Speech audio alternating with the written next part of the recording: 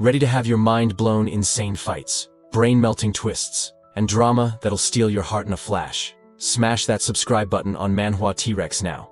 And hey, dive into today's recap video right this second. And don't forget to leave a comment below to share your thoughts or feedback. We'd love to hear from you.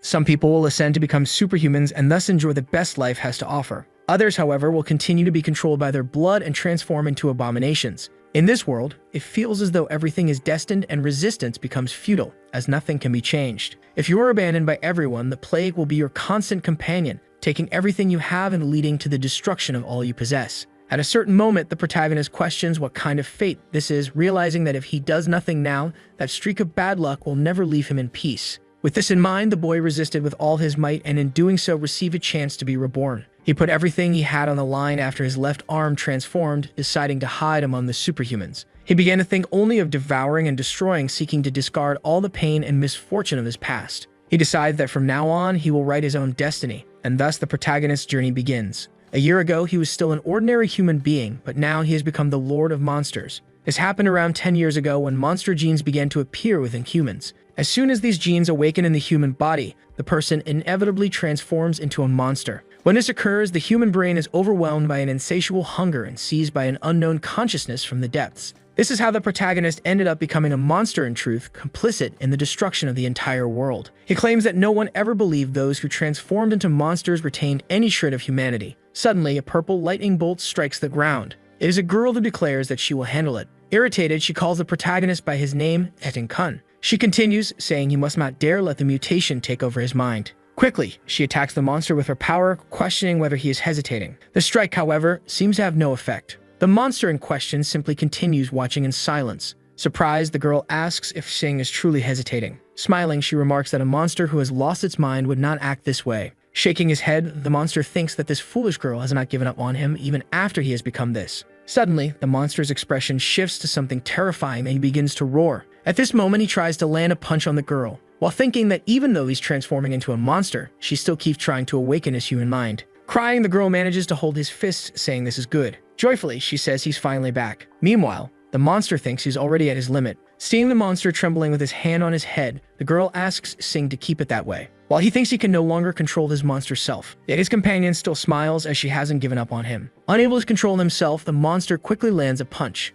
In the end, he ends up killing her. His target is completely crushed into the ground, but surprisingly, the girl is still alive after the blow, leaving the monster confused. Without her mask revealing the burn on her face, the girl tells him not to let this monster control him anymore. Unable to believe what's happening, the monster thinks it shouldn't be like this. Suddenly, his eye shifts back to a human form as he calls out for Z. Regaining his consciousness, he begins calling the girl by her name ZU. It was at this time that he finally managed to recover control. Seeing several monsters approaching his friend's body, the protagonist becomes extremely enraged. Without thinking twice, he destroys all the monsters around him, while thinking it's already too late. Completely furious, the monster starts cracking his knuckles. Deeply irritated, he calls the monsters detestable and says all of them who destroyed the world must die. However, there are too many enemies at once and they end up crushing him to the ground. The protagonist begins to be beaten by all the monsters around him, affirming he won't accept this. As he's defeated by the surrounding monsters, he begins questioning if he could have regained control earlier. At that moment, the boy wakes up, calling out for ZU and wondering if he wasn't torn apart by the other monsters back then.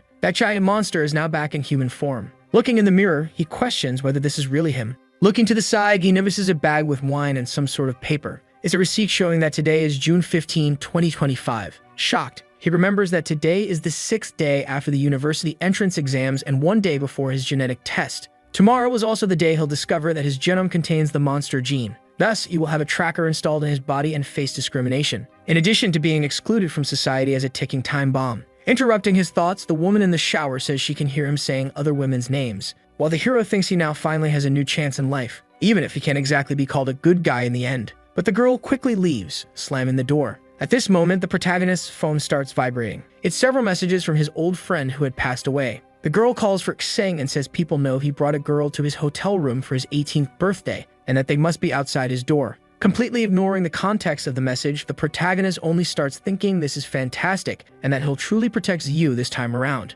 Even if he can't change the fact that his body harbors the monster, he decides he will definitely control it completely in this life, and that now he has a new chance. He tells himself he needs to be fully prepared when his gene fully awakens, and he still has 1 more year until that happens, and he decides to make those monsters pay. Suddenly, his heart starts pounding heavily as his left arm begins to grow. In shock, the boy questions whether the mutation was supposed to awaken in a year. He quickly realizes the main trigger for awakening is when emotions cross a certain threshold. He figures he must have crossed it when he woke up, and so he understands he will have to execute his plan a bit earlier. The blonde from the shower suddenly appears while the hero's face is completely deformed. Smiling, he thinks he can still suppress this mutation, at least to the point where others won't notice. Grabbing his jacket, he says there's still time and decides to settle the debt of love he got himself into. Looking at the blonde, he declares that all of them are just close friends to him, and she sees him as a jerk, saying he's worthless. Opening the room door, he informs the girls that they'll all part ways from now on. He thinks it's better to question what he's saying, that he should take a look at his abdominal muscles.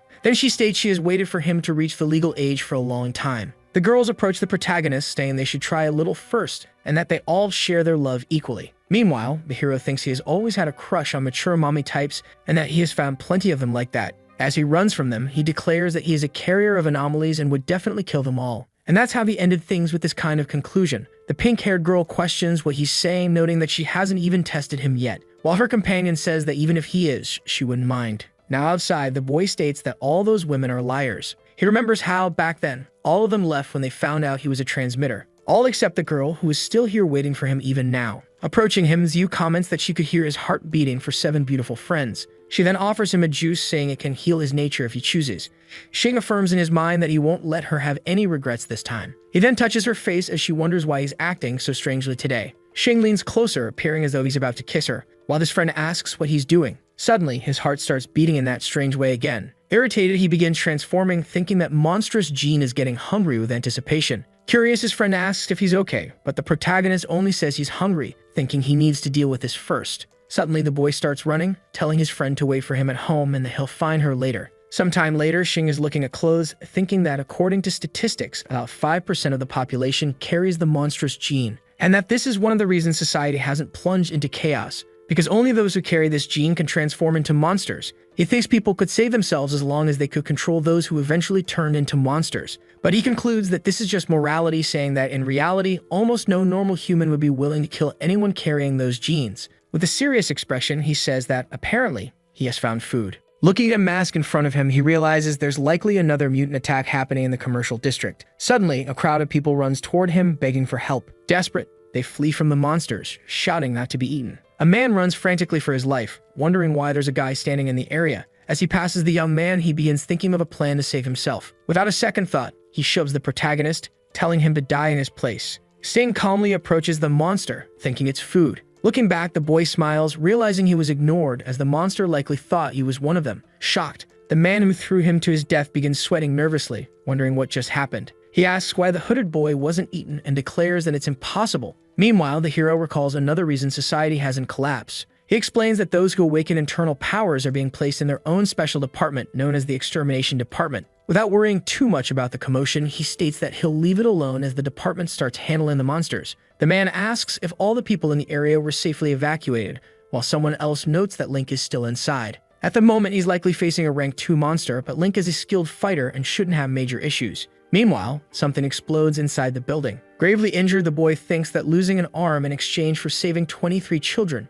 is a great loss for him. Quickly, several monsters rush toward him to attack. At that moment, with a killer expression, the boy uses his metallic flame ability. He rapidly begins slicing through the monsters charging at him. Preparing to face another, he thinks he can't believe he lost his arm to a rank 2 monster, and that his reputation as a skilled fighter is at stake now. Suddenly, someone in a red hood appears to help the boy. Seeing this, his companion is surprised as the rank 2 monster isn't a big deal, but the hooded figure defeated it with just their fists. He wonders where this rogue transcender came from, questions what their powers are, and how even the angel became so strong. Smiling, Xing looks back, saying that it seems like the place needed cleaning as well. Link then warns the hero not to lower his guard, as the rank 2 monster won't die so easily. With that, the hero charges toward the fighter, while Link tells him the boy can help bring the monsters to the security force. However, Xing ignores him and simply smiles. Kneeing him in the face, Xing apologizes, saying it's not polite to watch others eat. After the strike, Link collapses unconscious to the ground. Suddenly, the giant monster approaches behind the protagonist, calling him Skull and asking how he dared to steal its prey.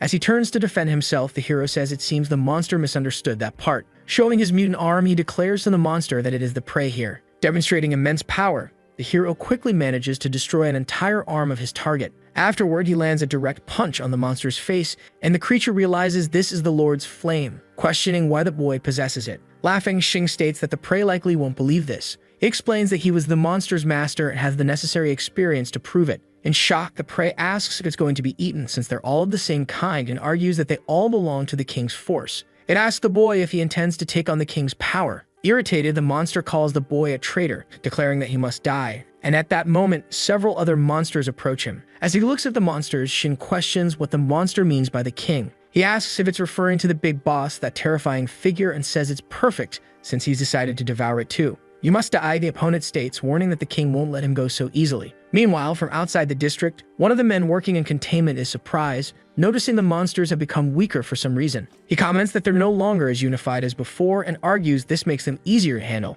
He explains that if there's a high-ranking monster in the group, the lower-ranking ones will work together under the higher-ranked monster as their leader. He adds that the monsters losing their unity likely means Lynch killed the rank 2 monster inside the district. At this point, he tells his companions there's no issue at this location and that they should check on Lynch now. Sometime later, inside the district, the man calls out for his companion. Seeing the boy, he notes that, as expected, the rank 2 monster is dead. However, he notices the presence of 3 more children and sees that something has happened to the fighter's arm. One of the boys approaches, saying Lynch shouldn't worry even if he lost his arm, and that he can show off as much as he wants since he saved 3 kids. Holding his arm, the fighter explains that it wasn't him. Irritated, he says some idiot knocked him unconscious after killing that monster. He then says something happened as soon as he woke up. He mentions he was probably eating that monster, and that his left arm was burning with some kind of blue flame, concluding that he has seen the boy's face. Crossing his arms, the man states that in cases where a monster devours another, the devourer would also have been consumed if that were true. Gravely serious, the man talks about the boy's power to defeat the rank 2 monster and suggests enlisting him in the Exterminator Rescue Operation Force. In light of the danger, he says they must issue a presence directive for this individual. He reports that the unregistered transcender is suspected of having muscle-strengthening power with metallic attributes or possibly fire attributes. He explains that transcenders tend to have this kind of prideful and arrogant attitude and believes they'll outperform those who were trained for this. He warns that someone like this will definitely fall under societal control in the future, so it's better to eliminate them while they still can. The hero sighs, saying everyone talks about the essential stages of evolution being the easiest, yet it's surprising that he evolved directly to rank 2. Looking at his building, he notices his home is still intact and that the apartments in the area remain standing. He recalls that after dealing with all the girls, he arrived there at 3 a.m., and when he returned, everything was dark because the community was experiencing a blackout. He explains that the entire area also lost power and that apparently all the electricity was redirected and absorbed by Zhu, who was in his house at the time. Then, due to the initial awakening of her powers, the table ended up losing control. Thus, she accidentally destroyed the entire apartment complex where she lived, killing 136 people in the building, including her parents.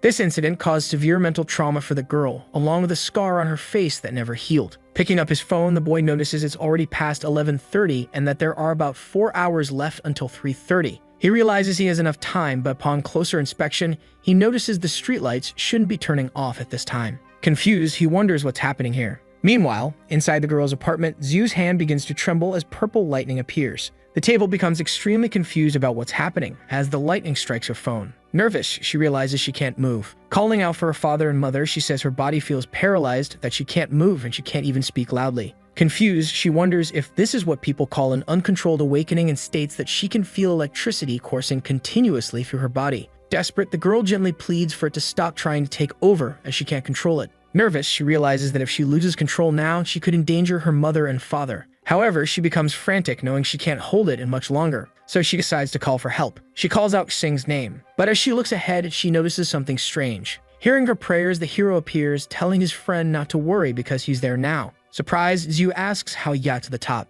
Getting straight to the point, he says there's no time to explain and that she needs to trust him. A bit hesitant, his friend eventually agrees. Smiling, Xing tells her not to scream no matter how scared she is, as it will wake her parents. Then his friend says he should wait before touching her because of the electricity around her. At that moment, she notices the protagonist's arm is black and that she can feel the electricity from her body being redirected to him. The hero then explains he can't maintain direct contact with her for long and gently asks for her forgiveness. Without hesitation, he throws his friend out the window, saying instead he'll go to the roof. Realizing what's happening, the girl starts screaming. However, she covers her mouth to avoid waking her parents while thinking she's going to fall. Quickly, the hero leaps high into the sky. Holding the girl in his arms, he tells her to hold on tight to him. Revealing his secret, He explains that when he devoured Monster Chunk 2 at 20 years old, he discovered he gained a new ability. This ability is tentacles. Using his new skill, the boy manages to reach the rooftop. Smiling, the protagonist explains that the girl is going to electrocute him to death. He tells her to be quick and release all the electricity in that spot.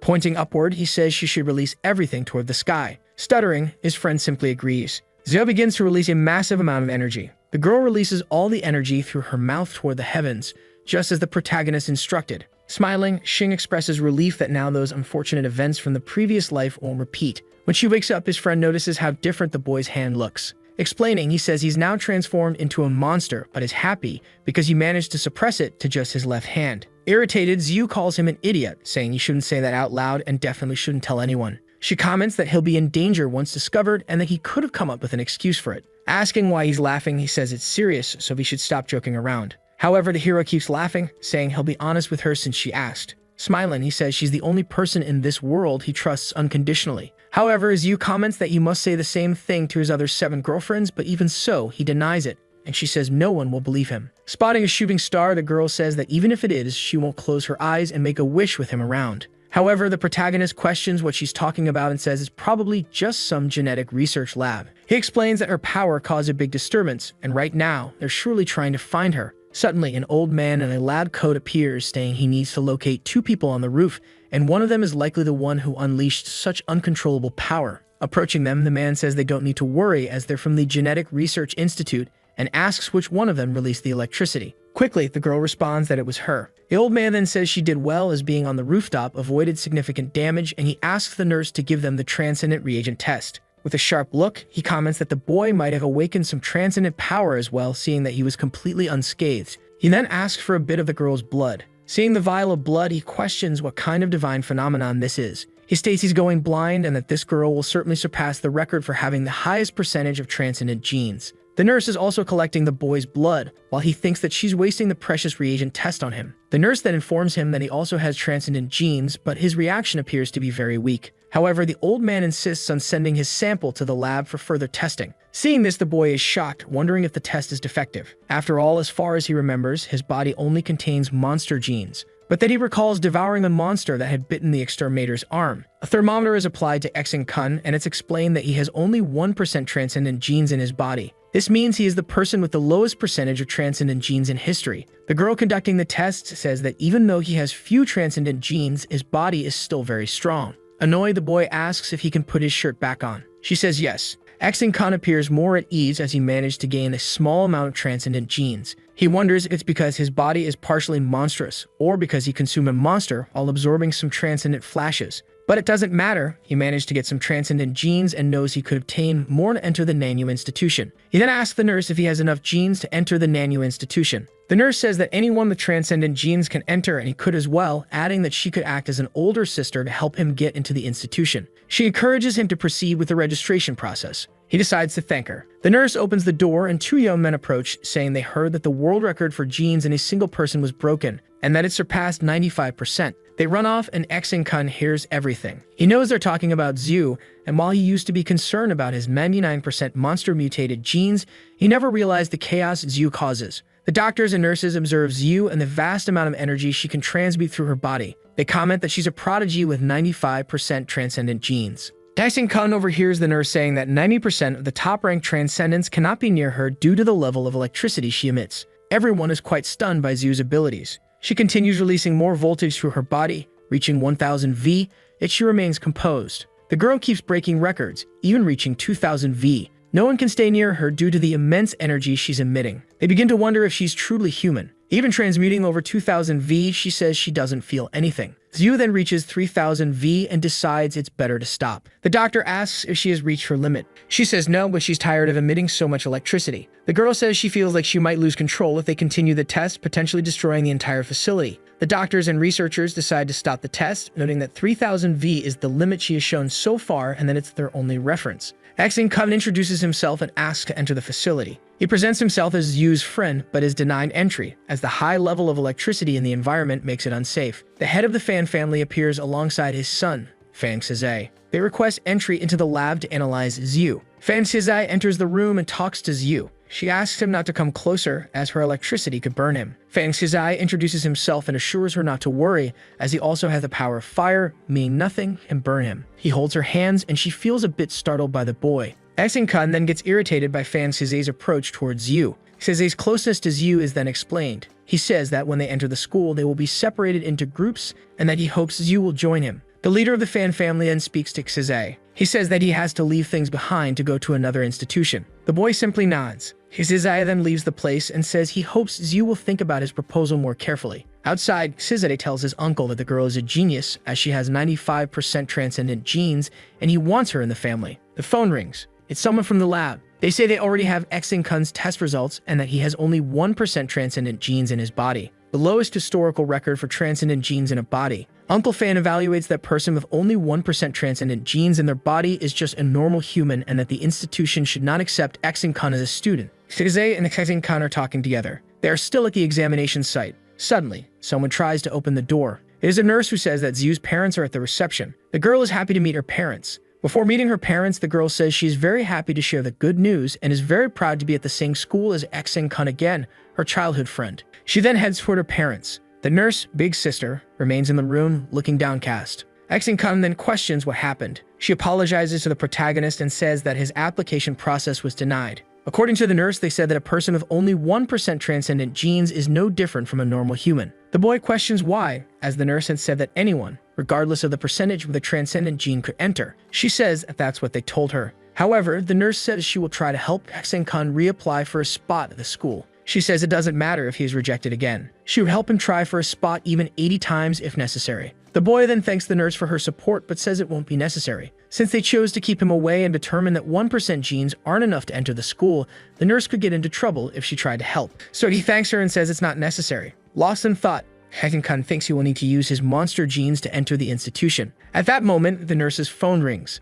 She reads the message and says they are now considering that Action-kun does have the necessary genes to enter the school and that they will give the boy another chance. He wonders what the directors are thinking to approve him. It is explained that there will be one final test, and those whose powers haven't awakened yet will participate, and if they pass, they can enter the institution. The boy agrees to participate. Elsewhere, Shizai and his uncle Fang are talking. They talk about the final test, which was Kinchi's idea. Fang states that this test is just a break from the rules. He analyzes that if the boy passes the test, it will be a slap in the face, as passing with only 1% mutation would be very difficult against some of the students participating in the test. Thinking about the Fang family's reputation, Shizai says they will prevent the boy from passing that test and protect the family and uncle's reputation. Fang declares that Action-kun will not pass the test, as with 1% genes, he is not allowed to enter the world of transmuted beings. Far away, two workers are talking. One notices the other isn't acting normally. He says he's fine, just overwhelmed with work. He then sees a phone on the ground. He picks it up and sees a message saying over 1 million has been deposited,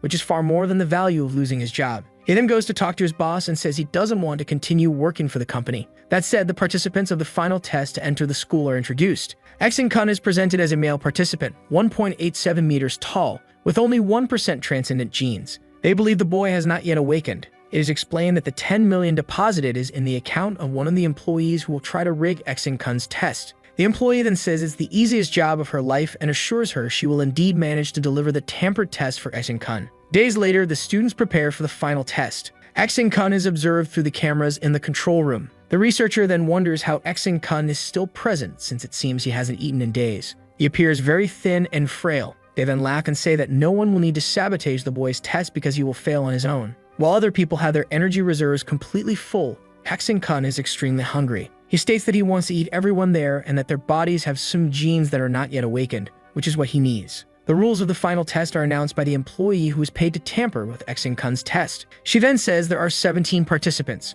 Then she corrects herself and says, in fact, there are 18 participants, as an extra one was allowed for that day. She states that the extra person is not a student. Everyone turns around and finds Action-kun looking extremely hungry. She then explains that there are only 3 tickets available for those who wish to return to the school. The students accept this, understanding that 18 people are competing for the 3 tickets granting a return to the school. Action-kun cannot focus on what is being said. He only thinks about eating and how hungry he is. The protagonist is then called to take the test. He notices the sarcasm in the woman's voice. He also sees blood on the gate where he will begin the test. Being highly intelligent, he realizes that this blood could attract more monsters to the area. The employee who was paid to tamper with the test says that once the test truly begins, all the monsters will head straight to where Kun is, as he is covered in blood. She explains that these monsters are 5 times stronger than humans, and because of that, Kun is unlikely to survive. She says the boy's only chance of survival is to escape through the door behind him. However, to do so, he would have to survive the test in order to open it and escape. Furthermore, she emphasizes that they will not stop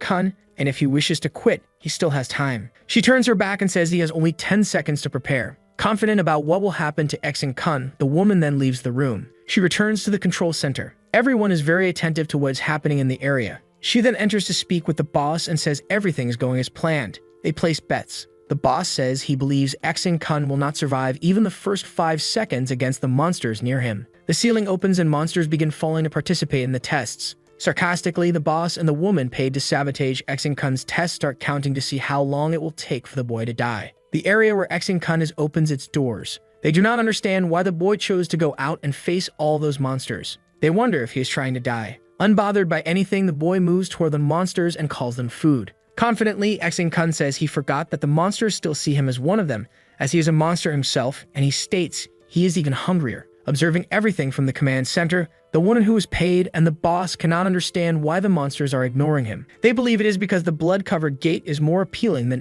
Kun himself. The boy then manages to grab the first ticket, leaving everyone in shock since the monsters didn't go after him. At this moment, another competitor appears and says the first ticket belongs to him, trying to snatch it from the protagonist's hand. He mocks Kun, saying his powers are not intimidating and wants to know if the boy will be scared by him or not. At this moment, a massive monster heads toward the boy. The boy becomes terrified and questions what's happening in his mind. He believes the monster was created directly by his thoughts. Starving, Kun then transforms into a monster, scaring the boy who tried to take his token. In complete surprise, the boy questions whether his mental strength is even greater.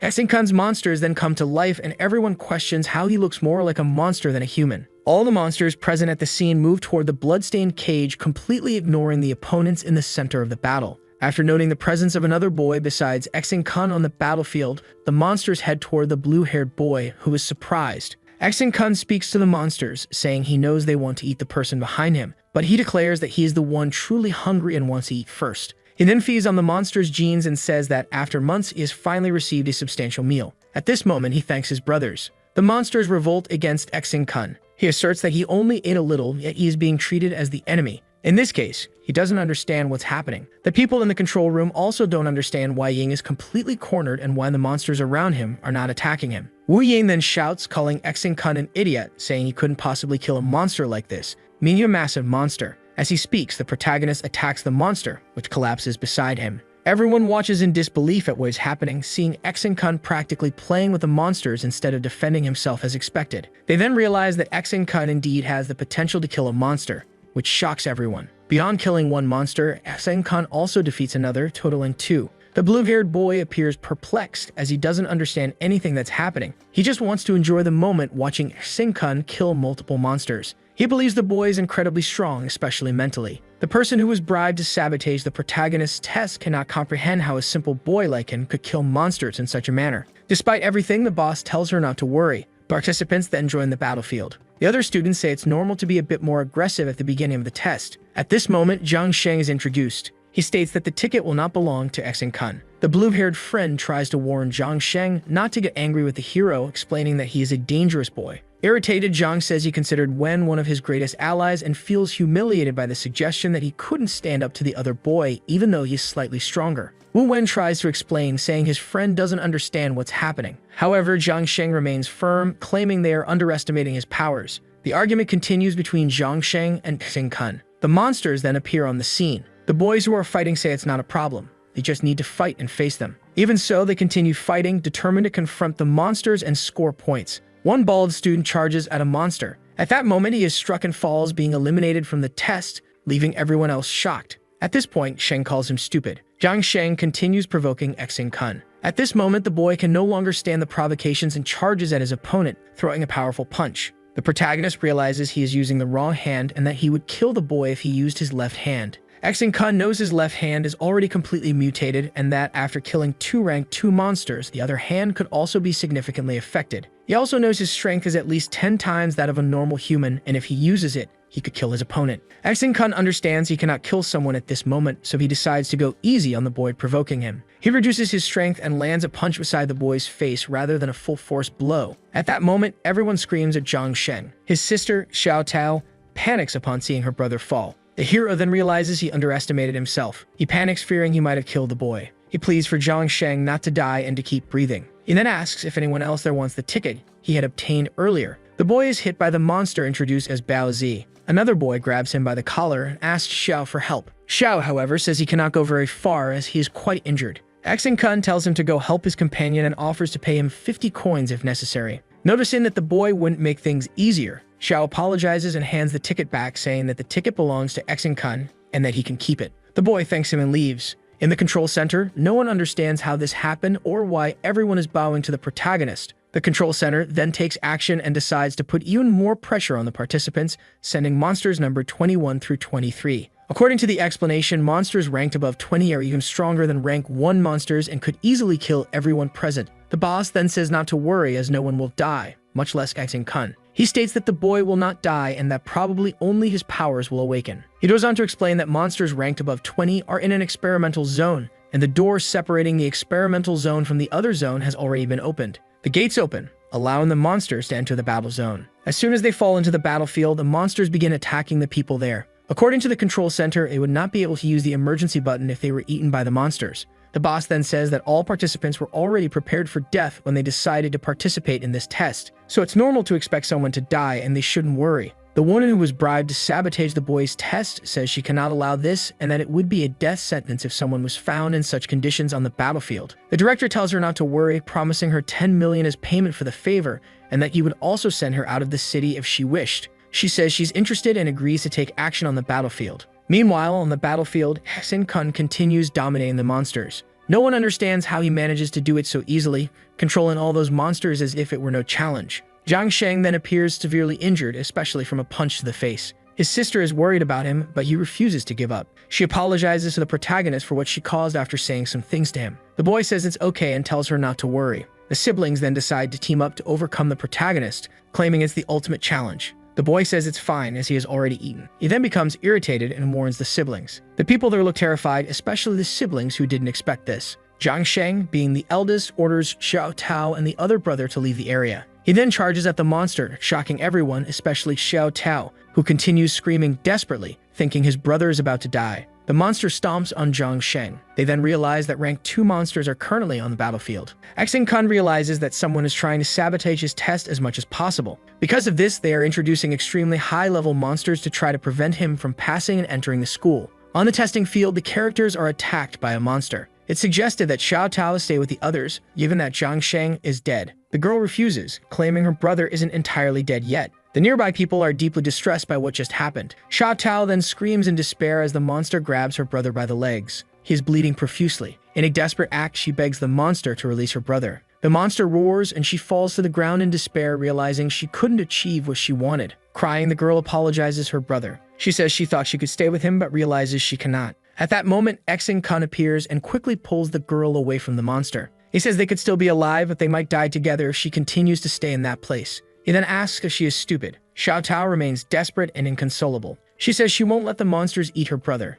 Kun tells her to wait for a moment. He runs toward the monsters. The protagonist assesses that if the monsters eat Zhang Sheng, they will reach rank 2. However, if he kills the monsters, he might further mutate his left arm. He chooses the second option and faces the 3 monsters. Xiao Tao is surprised to see that the boy is really going to fight 3 monsters just to save her brother. Zhang Sheng is about to be eaten when Kun steps in to confront the monsters. He says he doesn't see the monsters as enemies. Quickly, he launches an attack on the monsters, forcing them to release Zhang Sheng. He manages to free the boy from the monster's claws and is left alone with the 3 most dangerous monsters. Zhang Sheng wakes up, not fully understanding what just happened. He realizes that he was saved from the monsters by Kun. Even so, he still feels a lot of pain and notices that he is dying. Xiao Tao, seeing the scene, runs to her brother. She explains that Kun saved him from death. Zhang Sheng then says his sister should pay the hero Kun. However, before he can finish saying with what, she slaps him. He asks if she is trying to kill him. He then looks at her very annoyed and says they both need to leave the testing field immediately. Xiao Tao still tries to argue, pointing out that the card was left behind. However, she understands that they need to leave immediately. Xiao Tao and her brother Zhang Sheng then leave the testing field. Meanwhile, the protagonist continues fighting the monsters. Kun tries to reason with the monsters, explaining why they should leave him alone. He states the level of his ranking. He says that if he can fuse all of his powers in less than 10 seconds, he would kill the monsters. Kun then unleashes a powerful attack on the monsters. While dealing with the monsters, Kun notices that the ceiling is opening again. This indicates they are advancing in the test. Elsewhere, Shang Kang is with his sister. He says their lives are much more important than being in a testing field. He then presses a button. After pressing it, they notice it causes a blackout in the area, plunging everything into darkness. At this moment, Xiao Tao notices the presence of several monsters attacking them. People begin to run as the blackout has caused various monsters to break loose in the testing field. A fight for the ticket ensues. A boy at the center is attacked by many others. Each one shouts something. Some want power, others want to awaken, and others want to return to the academy. The character holding the ticket gets furious. When he realizes it, he is surrounded by monsters. He doesn't understand why so many monsters are near him. From an upper floor, a character observes. She says she had to destroy all the test's electrical backups. And this is all Kun's fault. The person explains that if it weren't for him, all the people there wouldn't be at risk of death because of the monsters. Kun then observes and confronts her. The boy sees Kun being attacked by the monsters. He adds that the next day he will leave the country and live the rest of his life comfortably while the protagonist stays there fighting monsters and probably dying. At this moment, Kun, irritated, launches a power toward the boy. Mocking him, thinking it will do nothing, the boy is grabbed and falls to the lower floor, right where the monsters are. Desperate, he begs Kun to save him.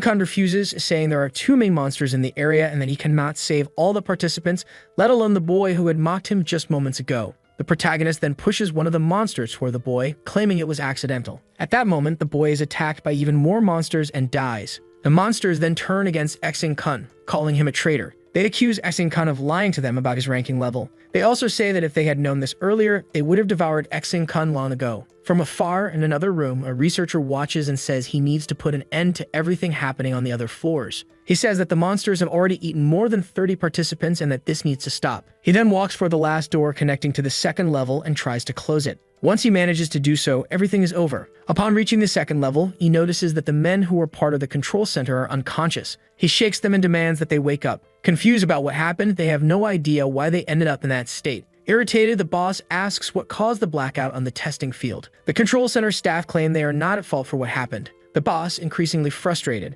tells them to stop blaming others and just accept that they made a mistake during their work hours. He demands that they resolve the issues as quickly as possible. They respond that it will take over an hour and a half, which enrages the boss even more. The researcher points out the penalties they will have to pay for the problems caused during the experiments, stating that the fines will come out of the salaries of those who are asleep. The argument continues, and the boss insists that they restore everything that was lost as fast as possible. Kun realizes that a blackout has occurred, services are down, and all the doors are locked. Feeling confident and at ease with the situation, the boy says that he can finally transform without any problems. He begins to transcend. He continues, stating that he truly prays others won't be born with monster genes in their next lives. The protagonist appears as if he's going to vomit, claiming it's because he must have eaten too much, and all that energy is making him feel sick. As he talks to himself, he strikes one of the monsters. He adds that he cannot afford to feel sick at this moment as he is in an extremely important battle against the monsters with transcendent genes. The monsters keep calling him a traitor, accusing him of possessing far more power than he had revealed.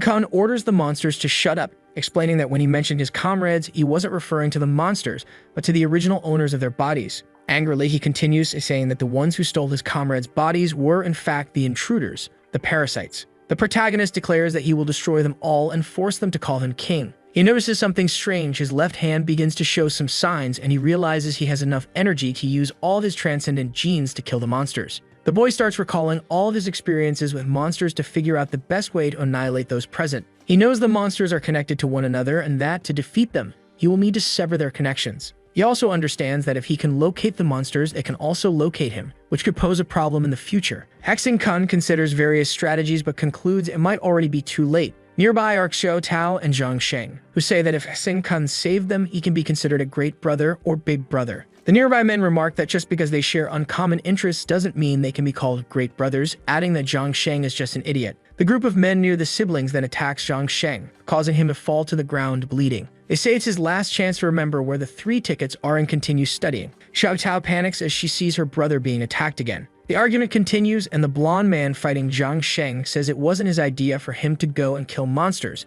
so his injuries are his own fault. Xiao Tao tries to move and attack the aggressors, but her brother stops her and prevents her from approaching them. He says he will fulfill the contract because they cannot let their savior be harmed. Zhang Sheng then attempts to move toward the men, but someone steps in and tells him he shouldn't go as he would surely die. On the other hand, the boys who are pressuring him continue provoking, saying he should go, leaving him torn between those telling him to stay and those urging him to leave. The blonde-haired boy then strikes an attack pose. However, a monster enters the scene and completely obliterates him. People don't understand what just happened. With blood splattered everywhere and many areas destroyed, they realize that this is not just any monster, but rather an earth dragon. The earth dragon emits a loud roar, causing those nearby to faint. The boy who was with the blonde-haired boy says he remembers seeing this on the news before. He recalls hearing that the earth dragon had already destroyed other places. He remembers that the earth dragon had destroyed various parts of the city, especially when the 4th star transcendents weren't in the area. However, when the 4th star transcendents from other regions arrived to help, they could only redirect the Earth Dragon back to its original location. He realizes he should no longer be worried about Shiki, but only about surviving and keeping the dragon away from him. Despite his reflection,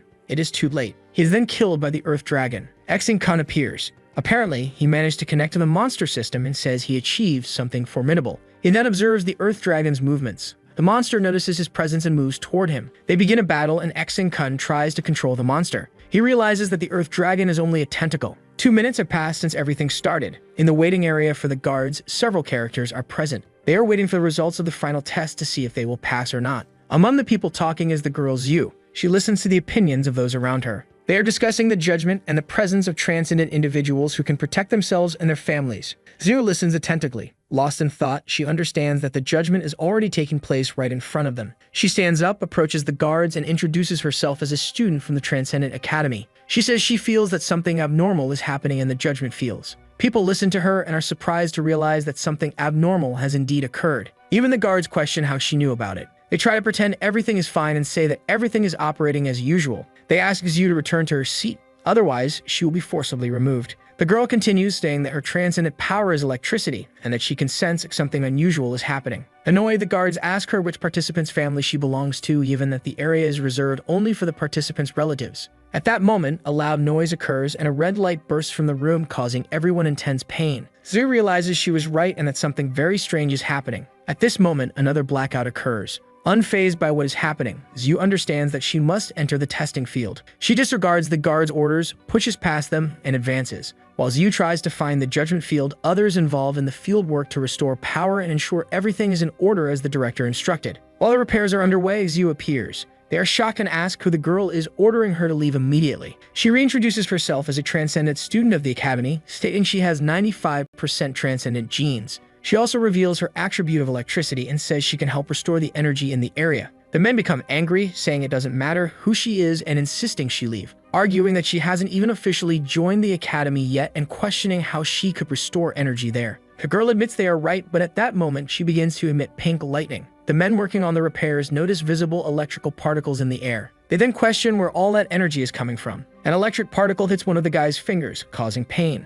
The people present realize that all the electricity is coming from Zhu's body. In disbelief, they acknowledge that the girl was telling the truth and that she could recover energy even more easily. Even though they are trying to help, the men recovering the energy ask her to stop immediately. They claim that her energy is still unstable and could easily destroy all the equipment. Defiantly, Zhu asks if he's going to stop her. The argument continues. Zhu wants to help restore the energy, while the man insists she will destroy all the government equipment. A weapon is pointed at Zhu during the argument. The girl remains still, and the man trying to recover the energy says he will approach her and end it. Meanwhile, Shingun is near the Earth Dragon. He throws the flame of the Lords toward the monster. The battle between the two continues. Shingun realizes that the powers he is using are not enough. Even so, he keeps trying. Several black teeth emerge from the Earth Dragon. Shingun doesn't know how to deal with them. He then unleashes the strongest power he can. While Shingun's battle with the Earth Dragon continues, Zhu is in the hands of the men trying to recover the energy from the site. They state that she has energy genes in her body, but that she is just a little girl who recently entered school and therefore cannot have the capacity to help them. Despite being threatened with a weapon, Zhu remains calm and resolute.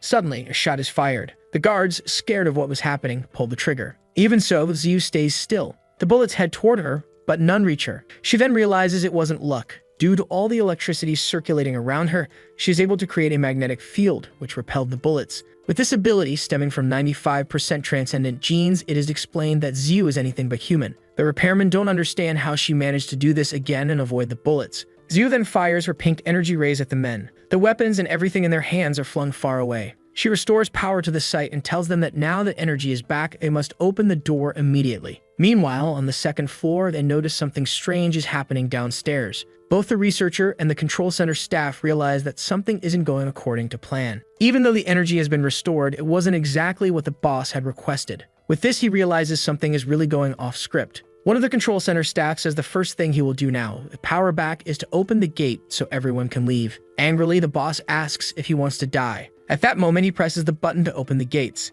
The gate opens near Xiu. The girl watches as the other men are all sitting on the ground. Xiu is now able to access the battlefield. She sees ActionToon with the Earth Dragon. The boy is alone, struggling to deal with the beast. She is surprised as she didn't know it was an Earth Dragon. Even the guards who were trying to restore power are stunned by the monster before their eyes. Until then, Xiu hadn't realized ActionToon was among the dragons. She is shocked to see her friend so close to the creature. Noticing her friend is in trouble, she releases pink rays toward the Earth Dragon to help him. A new blackout occurs. Upstairs, the boss tries to understand what is happening, the cause of the new blackout, and why pink energy particles are rising toward him. He doesn't understand the level of energy occurring below and questions its cause. Far away in the exterminator department, people are discussing where so much energy surrounding the city is coming from. They say the high tension is overloading houses and that it is probably coming from Xiu. Back on the battlefield, ActionToon notices the energy and realizes it is indeed coming from Xiu. He believes it's a big help. He asks that before the girl intervenes, he be allowed to launch one more attack at the Earth Dragon. He launches the attack and Xiu enters the battlefield. With the help of the electricity dissipated by Xiu,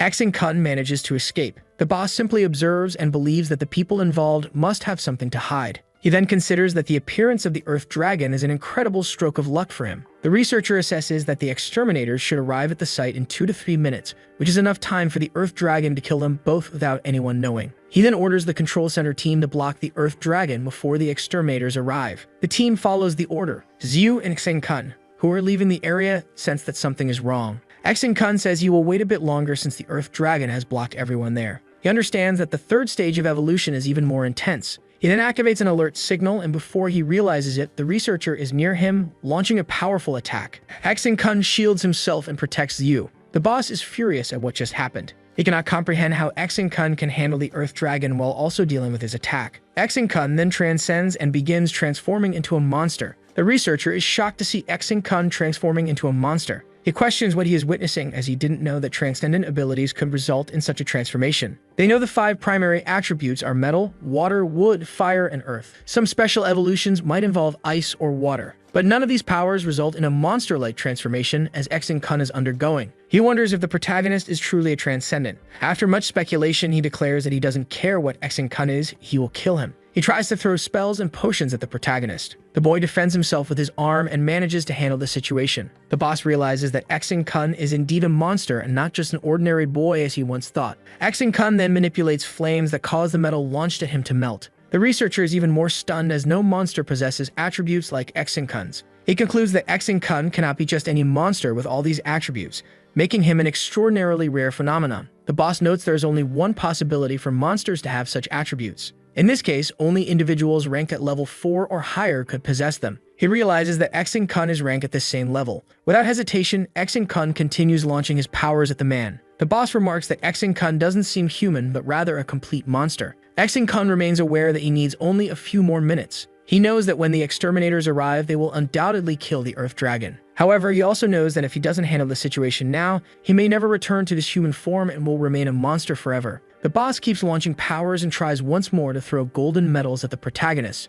Several spears are launched. The researcher realizes he doesn't have enough power to handle the situation and is certain he will die there. He continues claiming that the exterminators will arrive in a few minutes and will not let ActionToon leave alive. He adds that the boy is a monstrous enemy of humanity and that no one will help him outside this area. Frustrated and knowing his end is near, the boss tries to utter various words to make ActionToon feel guilty for being a monster. He looks at Xiu and questions why she is by ActionToon's side, given that he is a monster. Xiu defends her friend, stating that he is not a monster, he is just ActionToon. She then releases a powerful energy attack toward the man. ActionToon responds by saying that if the world couldn't tolerate the presence of monsters, they would have simply killed him already. The exterminators then arrive at the scene. Kun instructs Zhu to stay away from him and pretend she doesn't know him. He states that he doesn't know if he will be able to reverse his left arm. The girl grabs her friend's arm and says she will stay by his side, and if he goes to hell, she will go with him. They then hear the exterminators entering the area, announcing that they will rescue any survivors they find. The men who have been working on the battlefield trying to restore power reappear. They state that now that all the battlefields have been destroyed, they won't stay silent anymore. The Earth Dragon reappears and attacks them. Everyone is thrown far away. The people in the control center are shocked by what just happened. They notice that the director has also disappeared and decide they need to flee, as there is no one left to try and save them. The Earth Dragon then unleashes another attack on those who remain. The people there feel intense pain. They realize they are going to die and that since they can no longer run, Capito has fled. At that moment, they notice the presence of an exterminator. A girl with long purple and green hair enters the area. They ask why she is holding a pipe and who she is. Another person says they don't care and just begs her to save them. She notices the presence of the Earth Dragon. Using the pipe in her hand, she releases jets of water. She then questions if this was what ruined her blind date. The survivors start wondering if she is planning to kill them all, as she unleashes a massive water blast toward the dragon. Everyone pleads for help. The girl in the control center realizes that this water element is only used by those from the highest ranking in Transcendence, which means she must be a legend. The Earth Dragon is unable to move after being captured by the water. The people then realize that the girl with long hair is the strongest guardian of the destruction of the Transcendent and conclude that she must be Shang Guanhui. Introducing herself as Shang Guanhui, she approaches and instructs everyone to evacuate the area as quickly as possible, adding that arrangements are being made to ease this situation. Elsewhere, Kun and Zhu try to reverse the protagonist's arm, which remains transformed into that of a monster. He says he will need some time but cannot let the exterminators find him like that, as they might kill him. The girl stays in the room while the boy quickly leaves. Kun hides as Zhu tries to divert the exterminators to another area. She tells them she heard some noises from the next room, ensuring they don't find Kun hiding. While she stalls the exterminators, Kun focuses on trying to regain control of his arm. He concentrates and says he will first strengthen the bones even more. He realizes this is just 1% of the transcendent genes he received on the first day of his reincarnation. Kun begins to understand the genes that have been transmuted within his body. To stabilize the monster genes, he must seek help from the transcendent genes, which will aid him in regaining self-control. In another area, the exterminators thank Zhu, saying that thanks to her, they were able to easily locate 3 survivors. Zhu then notices something is wrong with her companion Kun, as a loud noise comes from where he is hiding. The exterminators also hear the noise and suspect something unusual, wondering if it's a monster. Zhu starts to panic, questioning if Kun will be discovered. She tries to shout to divert the exterminators' attention again, but they order her to be silent, saying any noise could attract monsters. The girl repeats to herself that even if Kun is discovered and forced out of society, she will follow him wherever he goes. The exterminators approach the door where Kun is hiding. At that moment, the protagonist emerges from behind the door with his arm completely normal. He says he was just sleeping and asks the exterminators what is happening. Realizing they were dealing with a human and not a monster, the exterminators admit that Kun scared them. They report to the captain that they have found a total of 5 survivors below. Zhu then whispers to her friend, asking if he's okay, and he says he's doing great. He explains to her what he did, saying he encased all his bones with his body, similar to how the Earth Dragon uses its black teeth. While he talks to Zhu, the enforcers begin evacuating the survivors from the area. The enforcers believe they have managed to subdue the Earth Dragon. However, they don't know that the Earth Dragon is merely a 4th-generation transcendent and that what they're seeing is only a tentacle of the creature known as the Earth Dragon. The story then explains that this monster is incredibly massive and resides deeper than humans can comprehend. The survivors are rescued and taken out of the area. A building appears completely destroyed. On top of it, 2 individuals are fighting. It becomes evident that one of these individuals is Kun and Zhu's teacher. On the other side is a massive monster. Kun wakes up. He says he doesn't have time to waste leaving the area. It's with Zhu and another person whose identity is unclear. They walk toward the institution's building. All the students, including Zhu and Kun, are carrying luggage. The students discuss the goal of becoming 5-star transcendents. Kun declares he will achieve that in 1 year, surprising Zhu, who questions him, stating that as far as they know, a 4-star ranking is the highest and strongest in this world.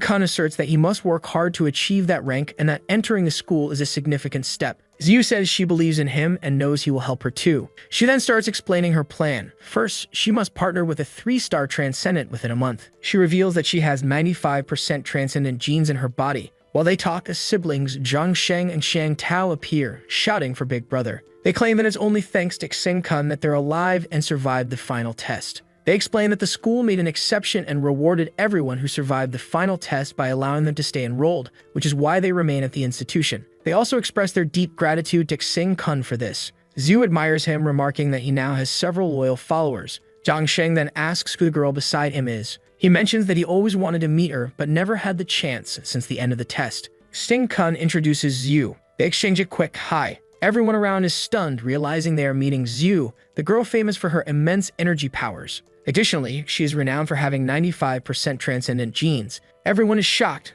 noting that Big Brother and Zhu, the two strongest people in the school, are friends and together. They wonder if they are a couple. Xing Kun clarifies that he is only Zhu's childhood friend. His friends don't seem convinced. They remark that it would be an incredible coincidence for two people as strong as them to be friends and in the same place. Another short-haired, blue-haired friend suggests an idea. If they've been friends since childhood, they could compete together in the school's upcoming competition, where each student forms a team and battles another team for 3 hours. They suggest forming a group together. The blue-haired boy continues talking but is interrupted by Zhang Sheng, who accuses him of trying to harm Big Brother. Zhang Sheng explains that students with lower levels of transcendent genes are the easiest targets, which could jeopardize Xing Kun in a potential battle between students. He adds that he himself has only 39% transcendent genes in his body, and that anyone with less than 50% has a hard time standing out. He also mentions that his sister, Xiao Tao, has only 41% transcendent genes. According to Zhang Sheng, they wouldn't be able to contribute much to Big Brother. Both Xing Kun and Zhu listen. Xing Kun jokes with Zhu and reassures his friends that it's not a problem. He even offers to help them develop their powers.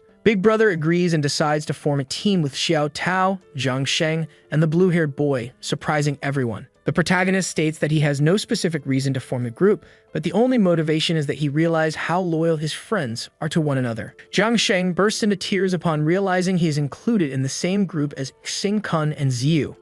Xing Kun then lays out the new objectives now that they have formed a group. The protagonist also says he will start giving some lessons to help his friends evolve and awaken their abilities. The boy with blue hair takes the opportunity to ask how many transcendent genes Big Brother has. He doesn't answer, saying only that he will meet his friends soon and will have a surprise for them. Zhang Sheng scolds the boy with blue hair, stating that Xing Kun's transcendent genes are greater than he could imagine. Hu Liang is introduced as the class teacher. He explains that if students fail to awaken their transcendent powers this year, they will have to leave the institution. He then asks who has returned after the final test, revealing that about 50% of the students are in this category. The teacher continues talking about the rules and how the academic year will proceed. Zhang Sheng raises his hand high and shouts to the teacher that he is back. The teacher responds by telling the student that if he cannot awaken his abilities this year, he can leave the class and the institution. Everyone laughs. The boy says he will do his best. It is then explained that until a student awakens, the teacher will call them by the percentage of transcendent genes they have if it is below 50%. He will only call them by name once they awaken. Wu continues talking about how much he enjoys being a teacher and how this class will be special to him. An instructor then announces that there is a special person in the room,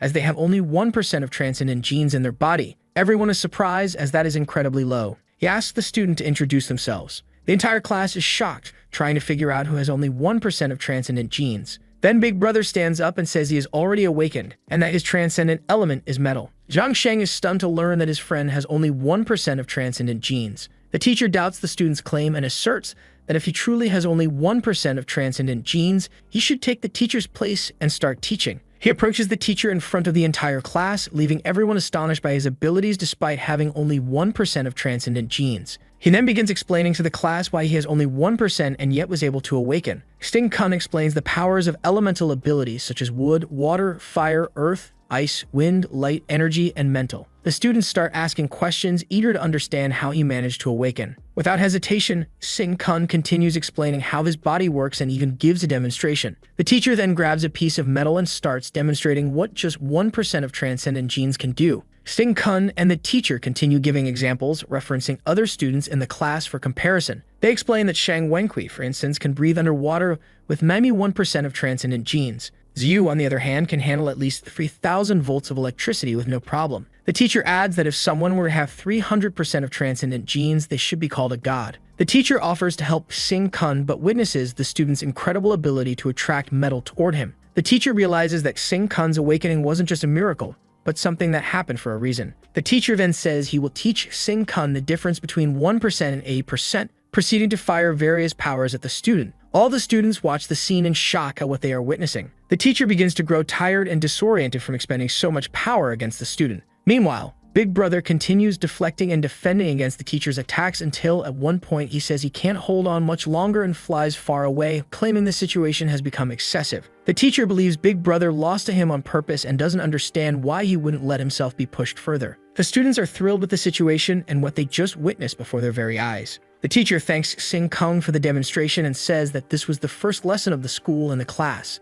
The teacher goes on to say that the survivors will carry the school's philosophy and asks if they are ready. A student then replies that he doesn't know if Sing Kung is ready, but he doesn't understand where the student's confidence comes from, as he only has 1% transcendent genes in his body. He states that he heard the students say, upon arriving at the school, that he wanted to defeat all the other students and take the resources they possess. A student exposing Sing Kung says this is audacious and extreme. The other students are surprised by what is being said about Sing Kung wanting to take all their resources, deeming it very bold of him. The boy who is exposing Sing Kung introduces himself as Yu Shang, stating that he has 85% transcendent genes and that he possesses the water transcendent. He says that even though Sing Kung is inferior in terms of genes, he will make an exception and invite him to join them. According to the student, they are forming a stronger alliance with students who have genes above 60%. However, the exception will be made for Sing Kung if he wants to join them. The blue-haired boy thinks that if Sing Kung joins them, his girlfriend Zhu would also join the same group, and they know she is very strong. Sing Kung refuses the invitation and says that, in the end, they just want someone to mock for being weak.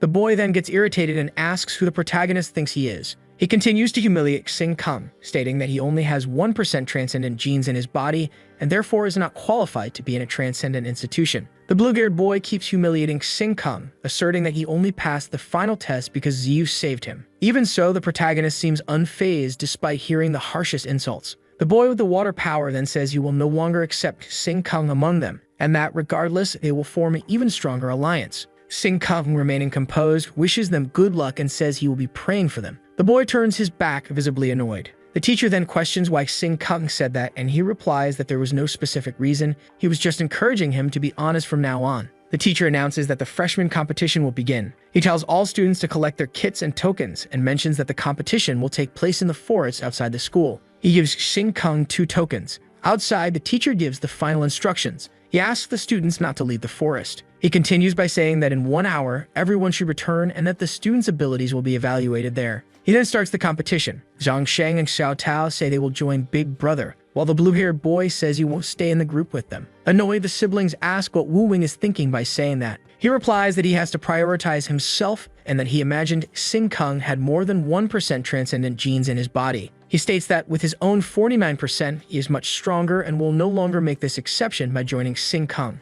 Zhang Sheng becomes irritated with his friend. Wu Wing apologizes and says he won't stay by Sing Kung's side because he is not as strong as they thought. Zhang Sheng then calls Wu Wing a traitor. All the students then gather to start the competition. They begin mocking Sing Kung, saying that he only has 1% transcendent genes in his body. Many people start bullying the boy and laughing at his situation. Remaining composed, the protagonist says it's fine and that they can bully him all they want. It wouldn't last long. The students become very annoyed as Sing Kung seems unaffected despite all the provocations and criticisms he has been receiving. In another scene, a girl appears running through the forest. She believes she has run far enough to be safe for now. However, the blue-haired boy with the power of water says that no one escapes his detection. He finds the girl and asks her to hand over her Tolkien. With the girl's Tolkien in hand, he turns his back and walks away, attacking other students nearby. At a certain moment, the blue-haired boy with the Tolkiens in his hand is stopped by Fang Shizai. He is surprised to see Shizai standing in front of him. He knows that the boy is from a very famous family, the Fan family, so he invites Shizai to join their alliance,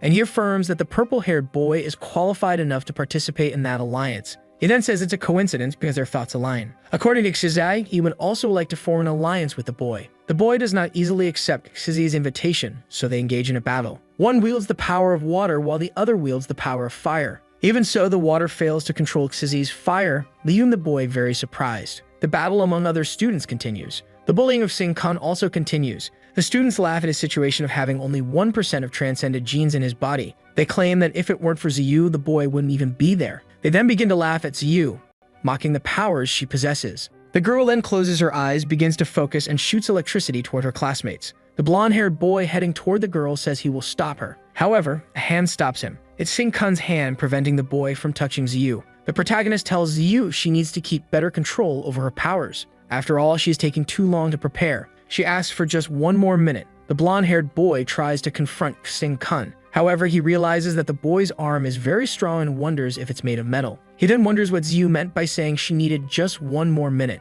A stern-looking man appears, stating that this semester the electricity institution will begin, which will mean excessive budget increases. He then appears to be very thoughtful, but says that this issue should be left to the financial department to handle. Sing Kun appears beside Xiu. Both walk through a forest. He then grabs a blonde-haired character by the hand. The character screams, struggles, and begs someone to stop him. He appears to be electrocuting the character. The blonde-haired boy struggles and keeps shouting that the girl named Xiu will kill all those being electrocuted. Another boy approaches to help him. While being electrocuted, the blonde-haired boy then screams for his colleague to hurry and get him out of that situation, and to stop acting like a fool. Sing Kun then questions Xiu about why she isn't casting her spell. She says there is still one person who hasn't found her. Meanwhile, Xiu electrocutes the two men who approached. Both men being electrocuted scream for help and say their bones are breaking. They then wonder how the protagonist is so strong. Completely desperate and not knowing what to do, the blonde-haired character orders his henchmen to attack Sing Kun and Xiu. He then shouts for caution as the protagonist is truly very strong. At that moment, several boys appear intending to help those being electrocuted and crushed.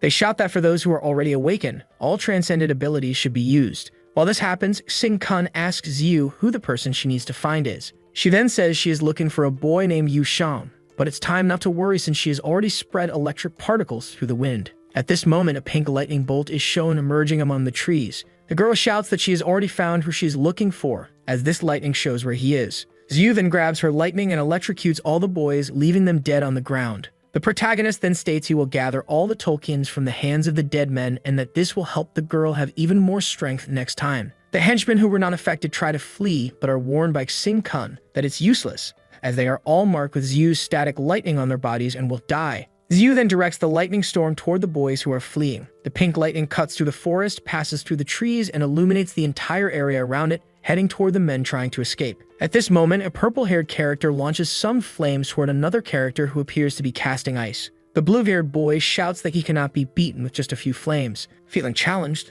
the purple-haired boy yells that he will then strike another blow at his opponent. He fires a large flame, red with yellow and orange, toward the opponent. The blue-haired boy panics as the flame engulfs him. He states that even with his various water-based powers, he cannot move to escape. The man who cast the flame feels vindicated and has a look of satisfaction. He continues to watch the flames surrounding the water-wielding boy. He then questions whether his opponent could endure this for at least a minute. The other boy responds that the power difference between them is too great, and that this isn't even fair. The fire-wielding boy says that his opponent has passed the test and is now qualified to form an alliance with him. Irritated, the blue-haired character questions what he meant when he said he had passed the test, since they didn't even fight together. The other boy asserts that it wasn't necessary for them to fight because merely surviving under the flames was enough. The purple-haired boy introduces himself as a third-generation transcender. The water-wielding character wonders what a transcender of such stature is doing there. The purple-haired boy explains that he already has everything within his reach and is only seeking some additional resources. He goes on to say that he is there to help the Femme family recruit more young talents like the blue-haired boy and assures him not to worry.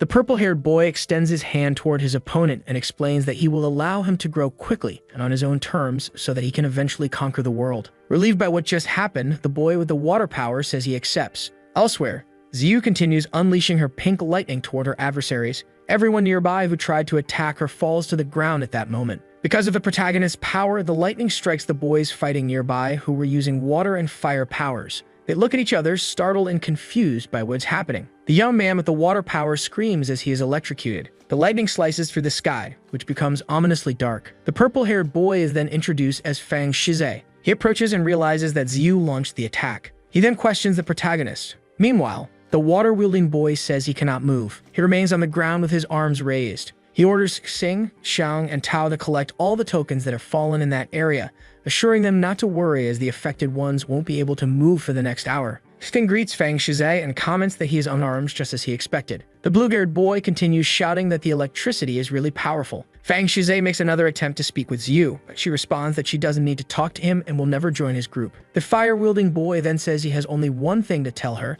that he respects her decision and will wait until she chooses the right side. He then fires another flame toward the protagonists. Both Sing Kung and Xiu seem unfazed and tell them to move on because he isn't an opponent they need to worry about at the moment. Sing Kung observes the flames in the air as he continues casting a powerful lightning strike for protection. They engage in a fierce battle. Suddenly, something causes Fang to be taken aback. Fang Shize's surprise comes from Sing's presence. who introduces himself and asks if he is nervous, given that no one has had the chance to get this close to him until now.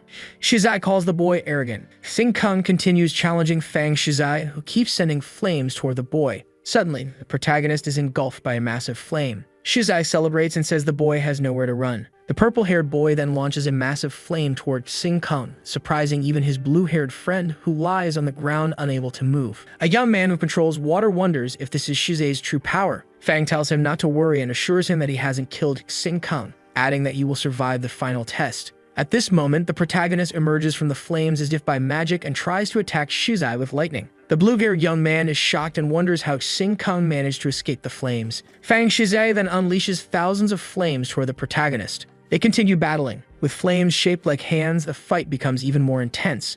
Sing-Kang tries to defend himself in every way, but thousands of flaming hands attempt to grab him. Even the boy is amazed by the sheer volume of flames directed at him. Despite this, he appears unfazed and declares that the thousands of flames are small compared to his full capacity. He then fires a powerful burst of energy at the flames and at Fang Shizai. The red-haired boy is startled and wonders what kind of opponent he's dealing with, as he's never seen anything like this before. He notices that the golden blades Sing-Kang is wielding are incredibly sharp. Fang Shizai states that it wouldn't be wise to cause deaths at school after everything they've been through, though some people might get hurt. As he launches another flame, he shouts that a wrong move could cause irreparable damage. The battle between two transcendents involves unmatched and unimaginable powers, truly incredible abilities. Sing-Kang then declares that he will use 90% of his transcendent power to counter 1% of his opponent's attack. Fang Shizai considers transcending into Genesis, believing it could help him win the fight. At that moment, he begins his transcendence, transforming into another being amid the flames. Sing-Kang is taken aback as he wasn't expecting this.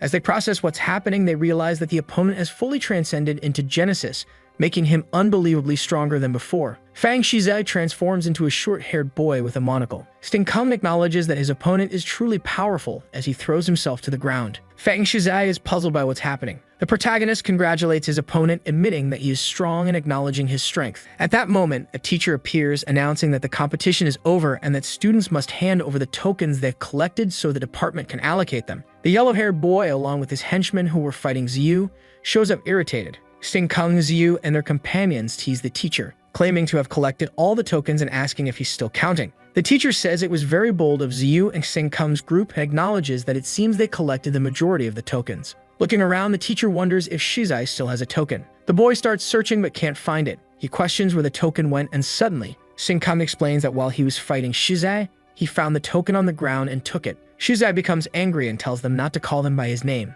As a provocation, Sing-Kang calls him Shizai again and asks if he wants the token back. The purple-haired boy says no and turns his back. Before leaving, he makes a threat, stating he'll get Sing-Kang next time. Later, at the research department, Sing-Kang and Ziyu's group continue moving and carrying some boxes. They talk about the 6 portions of essential liquids given to them. The boy in the group says he has a question for Sing-Kang. He interrupts the girl and says she should call the protagonist Big Brother or the Great Brother. Having witnessed the confrontation between Fang Shizai and Sing-Kang, the girl wonders if the protagonist could have truly defeated the opponent. She then asks why Sing-Kang didn't defeat Fang Shizai. The boy explains that Fang Shizai is younger, comes from a formidable family, and could provide all the research he needed. Therefore, defeating him so quickly wasn't necessary. Everyone agrees that Big Brother is remarkable. During the conversation, they realize they've taken the wrong path and have ended up in the dormitory instead of the research lab. Moreover, they've entered the girls' dormitory. Big Brother states that he didn't take the wrong path since the school provides individual dormitories specifically designed for people with transcendent genders.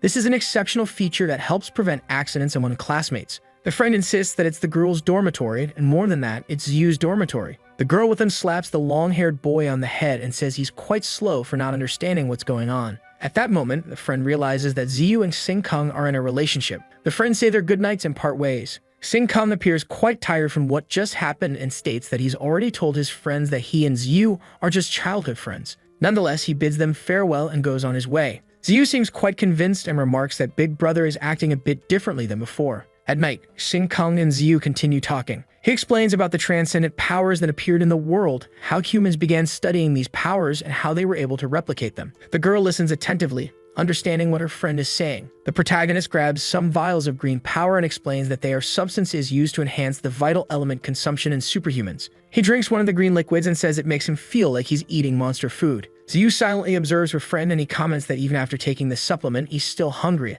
as it doesn't completely satisfy him. Sade explains that the research department suggests taking 1 vial of the liquid per day as it replenishes all the powers they need to strengthen. The girl continues to observe her friend's explanation, and he reassures her not to worry or think about reserving her energy abilities for this school. He advises her to go out, enjoy her abilities, and use her powers. The protagonist moves closer to the girl and asks if she still has any traces of electricity in her body from that past incident. Ziyu is startled by his closeness and remarks that he's really too close to her. She tries to back away. At one point, she begins recalling moments from their past where he rescued her and helped her escape from dangerous places. She starts wondering if he has truly changed. Ziyu's thoughts remain scattered, and she begins to question whether he has cut ties with those girls from the past and is acting as if he erased that connection. While her thoughts are muddled, the protagonist looks deeply into her eyes and asks if she can truly say she no longer has energy in her body. He squeezes Ziyu's cheeks as she remains visibly shaken. He says she used to be very violent and that he doesn't want her to claim she can't do that anymore. Ziyu manages to pull away. She pushes her colleague and steps back. Sing-Kun, being stronger than her, pins her to the ground and climbs on top of her. He starts speaking close to her face. She is visibly frightened and questions what the boy is doing. He leans in even closer,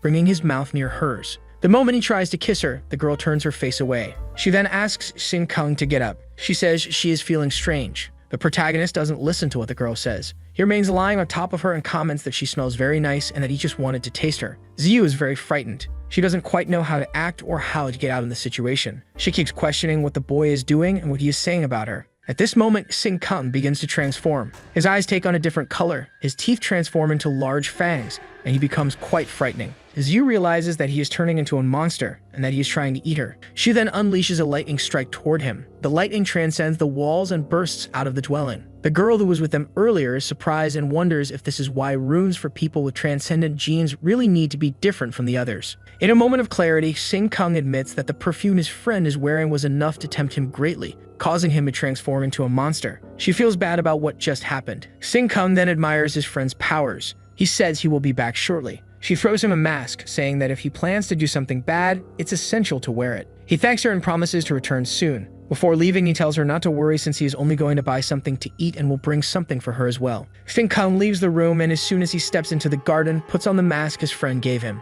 He begins reflecting on his powers and observes his hands, which still have large claws. He says he needs to be careful to hide the monster transformation in his left hand. The dragoness then feels something akin to a shock. He states that he needs to hide the flames quickly. As he says this, he realizes he is in the dragon's heart. He then detects that he is very close to a large dragon, one he fought during the test period, and he knows the dragon is searching for him. He wonders what power he could use at this moment if the dragon appeared before him. Slightly worried about what he might face, he continues thinking that on Earth there are dragons, but there are also other monsters that humans have yet to encounter. Pin-Kun remains deeply reflective, pondering the relationship between monsters and humans. Far from there, a character is shown wondering where they are and complaining about a headache. The setting is inside a car with 2 men in the front seats. Still unsure of who is speaking, the person says they had just finished a stress relief session when some men approached and then knocked them out. It is then revealed that there are several people inside the car, one of them being the boy who used water powers while fighting Fang Shizai. He shouts and questions what the kidnappers are planning to do. In a tone of irony, the driver asks if he has taken his daily medication,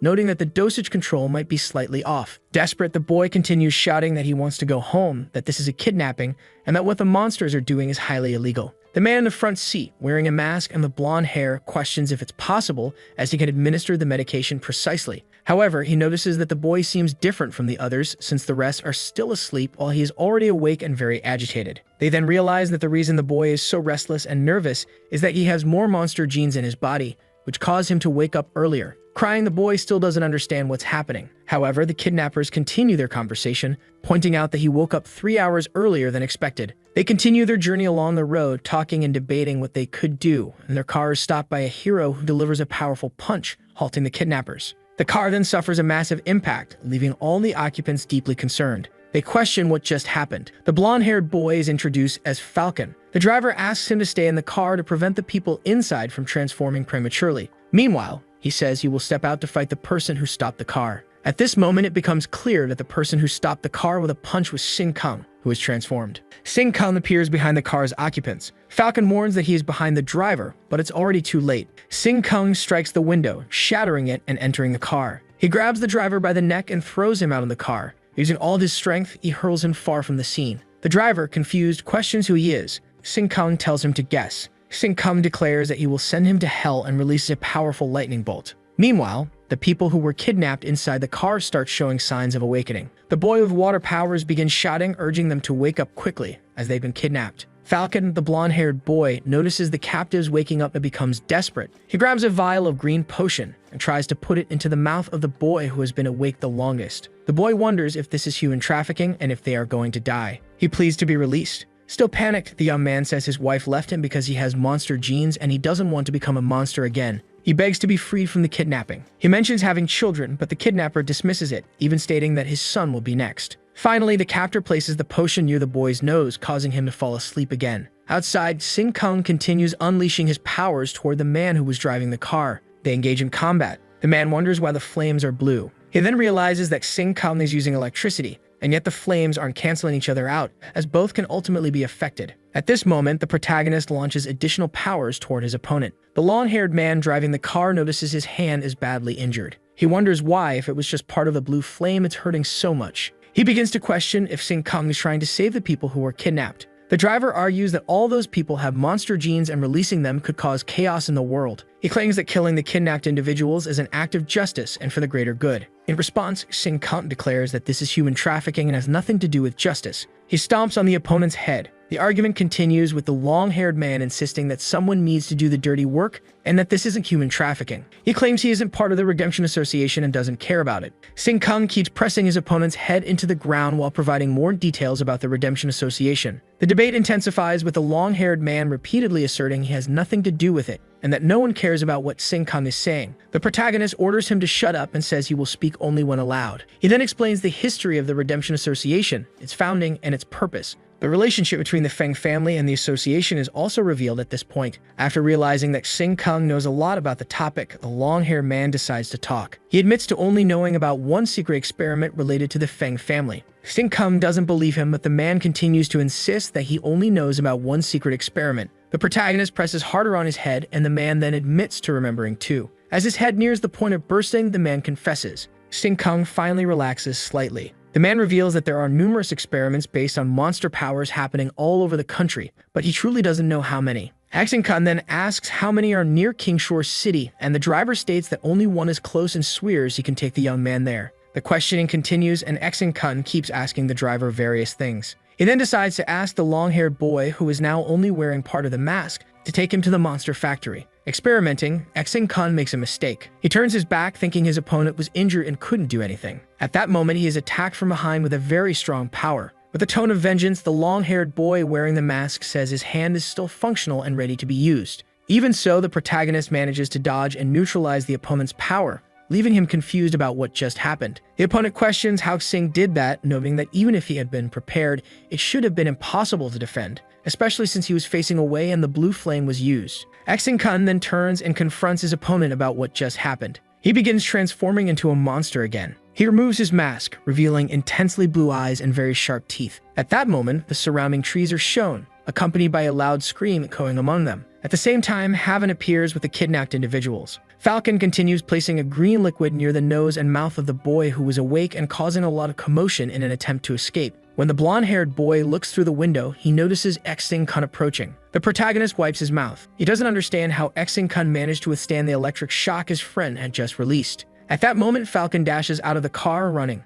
Sing Kung approaches, and the boy who was trying to escape and was desperate thanks him for saving him. Big Brother then declares that everyone is already marked as dead, as the location has been changed, and they have been registered as deceased. He questions if the kidnapped individuals didn't realize they had fallen into a trap to be taken to the Redemption Association. At this moment, the boy who was agitated and trying to escape realizes that his son is still at the Redemption Association. They ask what they can do. It is explained that the association is located on an island outside Nanyu City and is much more fortified than Nansha City. Details about the Redemption Association's location are shared, revealing it was created after the fall of Nansha City. As the story unfolds, Falcon appears to be arriving at the Redemption Association. He approaches the gate, and the camera films him as he states he is not an intruder. The camera continues filming him, declaring that if he were an intruder, they would immediately detect it.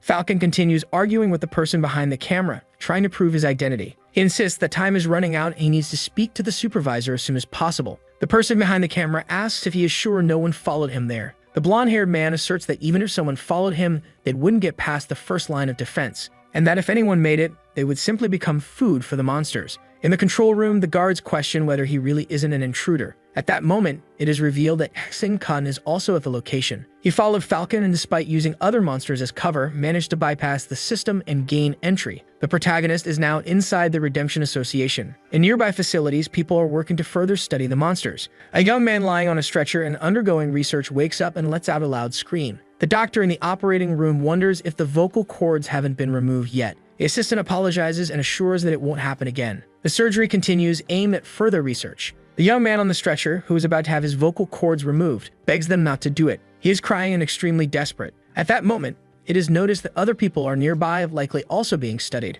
Without having his vocal cords removed, he recognizes someone familiar. He continues screaming, calling the doctors bastards, and vows to find and kill them all. The researchers persist in trying to remove the young man's vocal cords to proceed with the procedure. As they are about to complete the operation, a blackout occurs, plunging everything into darkness. The researchers panic and cannot understand what caused the power to shut down. They head to the site to investigate what happened. At this moment, Falcon appears in the room. The researcher immediately senses something is wrong and alerts security, announcing that there is an intruder. He calls for reinforcements and dials a number labeled fan on his phone screen. At that moment, a lightning bolt strikes the phone, shattering it into countless pieces. Feigning ignorance, Kun continues pretending to be Falcon, claiming someone followed him to the location. He maintains his act as the guards arrive and ask for instructions on handling the situation. At that moment, a power blast is unleashed, sending everyone in the area flying.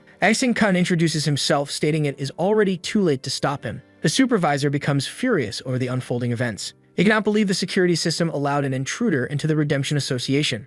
Kun tells him not to worry and claims that the real security has just arrived. He fires flames at the guards. Falcon attempts to defend himself, grabs a green energy vial, and uses it against the protagonist. The energy in question is electricity. A fight breaks out inside the monster factory. Falcon continues firing electricity while the protagonist counters with flames. A massive battle ensues, with the security guards also joining in. It is revealed that the lab has spent years studying fire elements, meaning what Kun was wielding should have been insignificant to them. Falcon questions what is happening, as he usually relies on his transcendent abilities during these moments. He doesn't understand why this is happening or why his abilities are manifesting differently. He then notices that the blue flame unleashed by Kun is absorbing his power. The guards are shocked to discover that Kun's ability can absorb their powers. The fight continues, with both sides unleashing their powers. They then realize that the protagonist is using a power akin to one used in self-sacrifice or self-destruction. They are puzzled about how Kun can wield this ability twice in succession. The battle rages on. The guards speculate whether he is the elemental boy and observe that half of his body appears to be spinning like a machine. They wonder if they are witnessing a monster attacking a person and conclude it would take at least a level 3 monster ranking to achieve such power.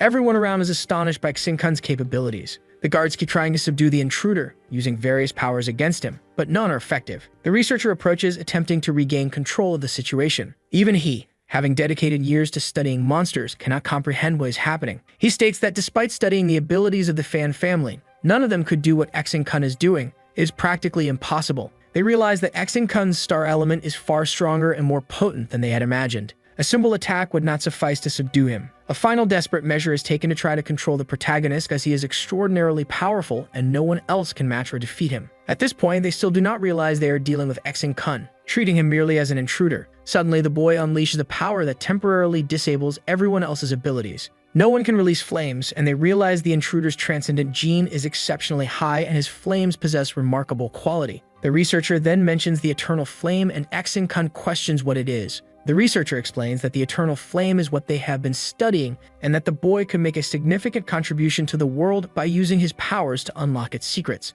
They invite Kun, still seen as an intruder, to join them. The protagonist expresses confusion over the invitation, considering he just killed several people involved in the project. The researcher responds that he does not care about personal security and that what just happened is acceptable. He says the Fang family won't care about the loss of a few guards as long as the research remains intact, and that what just happened is not a problem. The boy then explains that it wasn't just guards. Some researchers were also killed during the fight. The protagonist recounts how he entered the monster factory, retracing his steps and showing that some people were killed during his journey to the research lab. The researcher becomes outraged and shocked by what he just heard. He recalls the people in the car who were being taken there and says it wasn't right for them to be freed. He then questions what is wrong with the protagonist, as he even helped and benefited the people who were being kidnapped. The boy who was on the table about to have his vocal cords removed becomes emotional. He is still there and doesn't quite know how to act. King Shun touches him with his monster-transformed hands, asks him to calm down, and says he will take revenge on the Fang family. The researcher is in shock and refuses to accept what's happening. The protagonist then strikes the researcher on the neck. Grabbing him by the neck, the researcher decides to reveal where the eternal flame is. Before he can finish his sentence, ActionToon interrupts, saying he already knows it's in the cotton factory. The researcher is surprised as he didn't know the opponent already had more information about the eternal flame. The boy asserts that his knowledge of King Shun City is greater than the researcher could imagine. He continues holding the researcher by the neck. Big Brother keeps talking, explaining his reasons for knowing so much about the association. He tightens his grip on the researcher's neck, who begins crying and panicking. He transforms again and delivers another blow to the researcher. He explains that he doesn't want any star element and that he is free to search for other elements inside the monster factory. He moves away from the researcher and leaves the place accompanied by his own monsters. He then finds a room filled with potions identical to the ones he takes. However, he notes that the ones in the factory are much purer than those provided by the school. He decides to confiscate the potions. He also grabs some pills nearby that are meant for the monsters. As a gesture of gratitude, he feeds the monsters around him. Satisfied and well-fed, he moves to another room. When he places a box on the ground, he notices another boy's presence. They exchange glances. With purple hair and a muscular build, the boy says he has been waiting for the protagonist for a long time. During their conversation, Kim Ki-chin remarks that he never imagined the fourth-star transcendent who just arrived would be someone he had already seen in the news. He claims that the boy used his transcendent abilities to brutally kill a total of 13 women. The protagonist retorts, accusing the fan family of playing dirty by recruiting someone like him, a killer and abuser. The protagonist then asks if Kim Ki-chin knows what he's gotten himself into and if he understands his current situation. He states that the protagonist's nightmares are only beginning. He continues, warning that if Kim Ki-chin knew him, he would realize that in future classes, he could crush him with the power of gravity. Amid many threats, the purple-haired, muscular boy unleashes a great power toward the protagonist. Several stones fall on Kim Ki-chin. The villain then mocks, telling him to scream louder, as he can't hear his voice beneath the rocks. Suddenly, blue flames appear among the rocks. The villain is surprised as he didn't expect Kim Ki-chin to dissipate his powers even while trapped under the stones. The villain continues dissipating his powers, calling for help from vital elements, including the force of gravity. Kim Ki-chin remains calm, focusing on escaping the situation. The purple-haired man keeps launching various powers at Kim Ki-chin. His goal is to crush and kill the story's protagonist. It doesn't take long for Big Brother to break free from the rocks and appear behind the villain, blue flames in hand. The boy is startled and cannot understand what just happened. Then the boy transformed into a monster attacks him and throws him under the rocks. He continues mutating and a hand with teeth emerges from within his own hand and attaches to the villain's back. At this moment, the purple-haired man feels deeply provoked and begins contemplating the power of gravity and the pressure he can exert on his opponent. The discussion between them continues along with their powers. Each tries to overpower the other, demonstrating greater strength and dominance. Suddenly, the ground begins to rumble, and the villain suspects something might be coming from beneath the earth. Kim Ki-chin panics, thinking it could be the Earth Dragon. The ground continues splitting open and more golden elements emerge from beneath it. Suddenly, a massive dragon breaks through the ground and escapes, astonishing everyone. At this moment, both the protagonist and the villain admit they cannot contain it. The purple-haired man begins questioning what is happening and what kind of monster it could be. He realizes it's an Earth Dragon and that his defenses failed to hold up against it. It is explained that in reality, Earth Dragon came to confront the purple-haired man,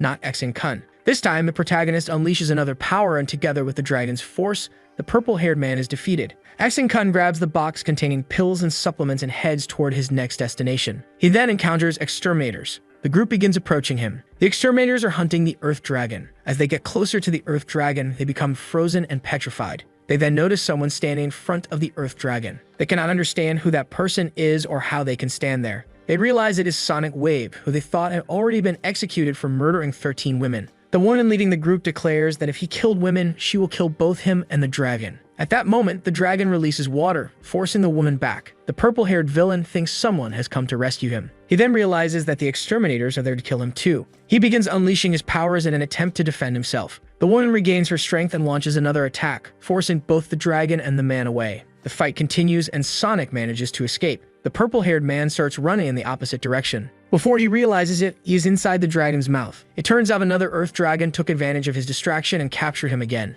The exterminator then notices the presence of a second dragon. She cannot understand why two of these creatures are present in the same place. The other exterminators are equally confused about the situation. They attempt to control the scene and prevent the dragons from escaping. The name of the long-haired exterminator is revealed as Shang Guankui. One of the exterminators warns Shangguan not to jump into the dragon's mouths because their teeth are incredibly strong. She responds that the dragon will have to bite her first. She unleashes water toward the dragon. Sister Kiwi successfully subdues the dragon. Her allies celebrate her achievement as they never imagined she could accomplish what she just did. She feels very proud. They question how the dragon's genesis makes it so enormous, reaching up to 100 meters in length. The group of exterminators celebrates Sister Kui's victory over the dragon. Meanwhile, at the Shang family residence, research continues on the Eternal Flame. News arrives about the monster factory. It is reported that the location is in ruins, completely destroyed, and that no researcher from the institute survived. It is also said that the individual responsible for the destruction is missing and no one knows who carried out the attack. According to some reports, the perpetrator was devoured by the Earth Dragon. The head of the Fang family declares that an urgent matter must now be addressed and that an emergency protocol has been activated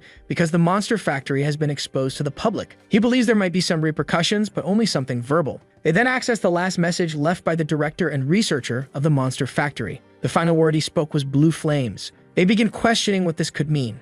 Analyzing it and using all their knowledge about monster powers, they conclude who might be the key to everything that happened there. They start recalling previous research to try to understand more about the genes of the blue flame transcendence. They conclude that to solve the problem, they need to find the boy of the blue flame, but they don't know where to begin looking for him. The only information they have is that he is a transcendent. They decide to consult the extermination department. Meanwhile, the son of the Fan family continues conversing with the Eternal Flame monster. At this moment, it's revealed that the monster has massive roots extending to the center of the earth. The book shows that the Eternal Flame monster could reach up to 5,000 meters, astonishing everyone. At the end of the Eternal Flame's roots lie the Earth Dragons. At that moment, Sonic appears, having been sucked in by the dragons earlier. He is lost and doesn't understand why he is in that place. Another mouth opens and Sonic wonders what kind of monster this is. He can't comprehend how such a gigantic monster can exist in the world. He observes every detail inside the monster, until he notices a fragment from Hong Chun's hands attached to his back. At this moment, Xing Kun appears in Ziyu's room. The girl had been waiting for him all this time. He had promised to buy her something to eat,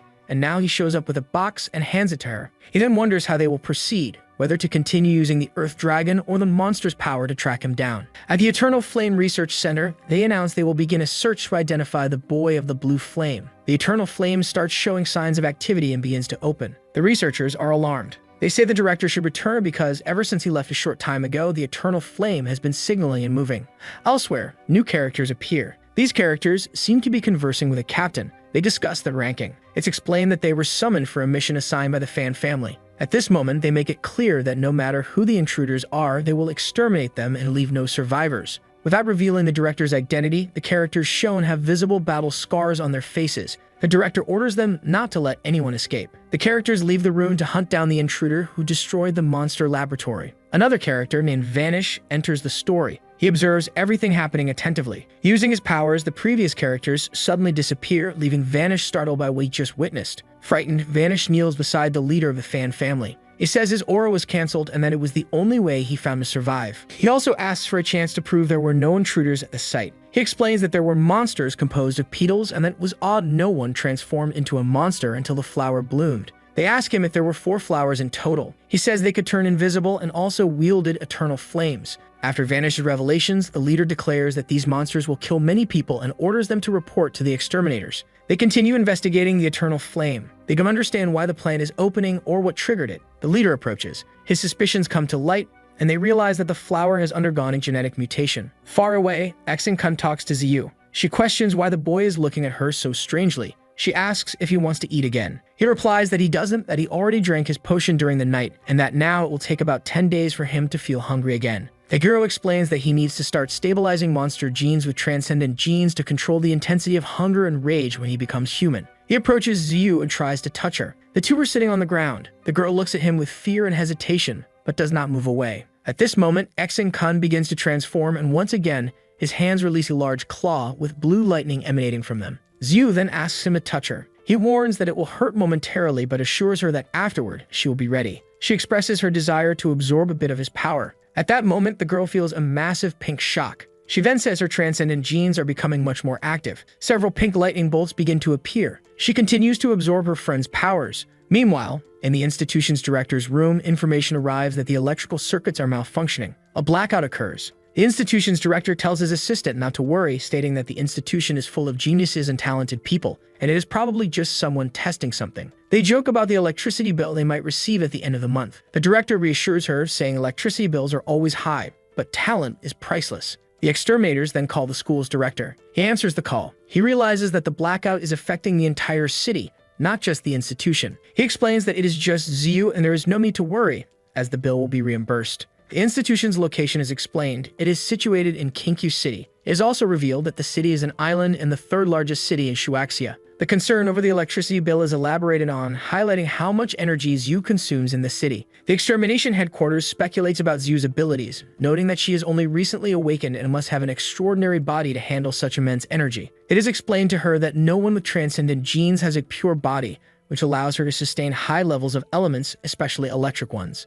It is noted that the director is still on the phone with the extermination team. The director provides more details about Ziyu's powers and those of other students. It is then revealed that the electricity bill for those 3 hours amounted to about 56 million yuan. The director cannot understand why the bill was so high. At that moment, the conversation is interrupted and the assistant announces that Ziyu is there to see the school's director. He is surprised and asks for her to be let in. She apologizes for the amount of electricity she consumed and thanks the school for its support. He reassures her, saying she is incredibly talented and there is no problem, then asks what rank she is in the transcendent ranking. He then states that he will teach her how to control the electricity within her body. She responds that she is ranked at 2 stars. He is astonished as his calculations suggested she would reach 2 stars in a few weeks, but she achieved the rank much faster. The director asks to examine her, and at that moment, he transmutes. Ziyu touches him and some electric sparks begin to appear. He explains that there are only 2 reasons for such a high level of transcendence: genes or fighting monsters or intense emotions. The girl admits that her emotions are indeed very intense at the moment. The director contemplates this.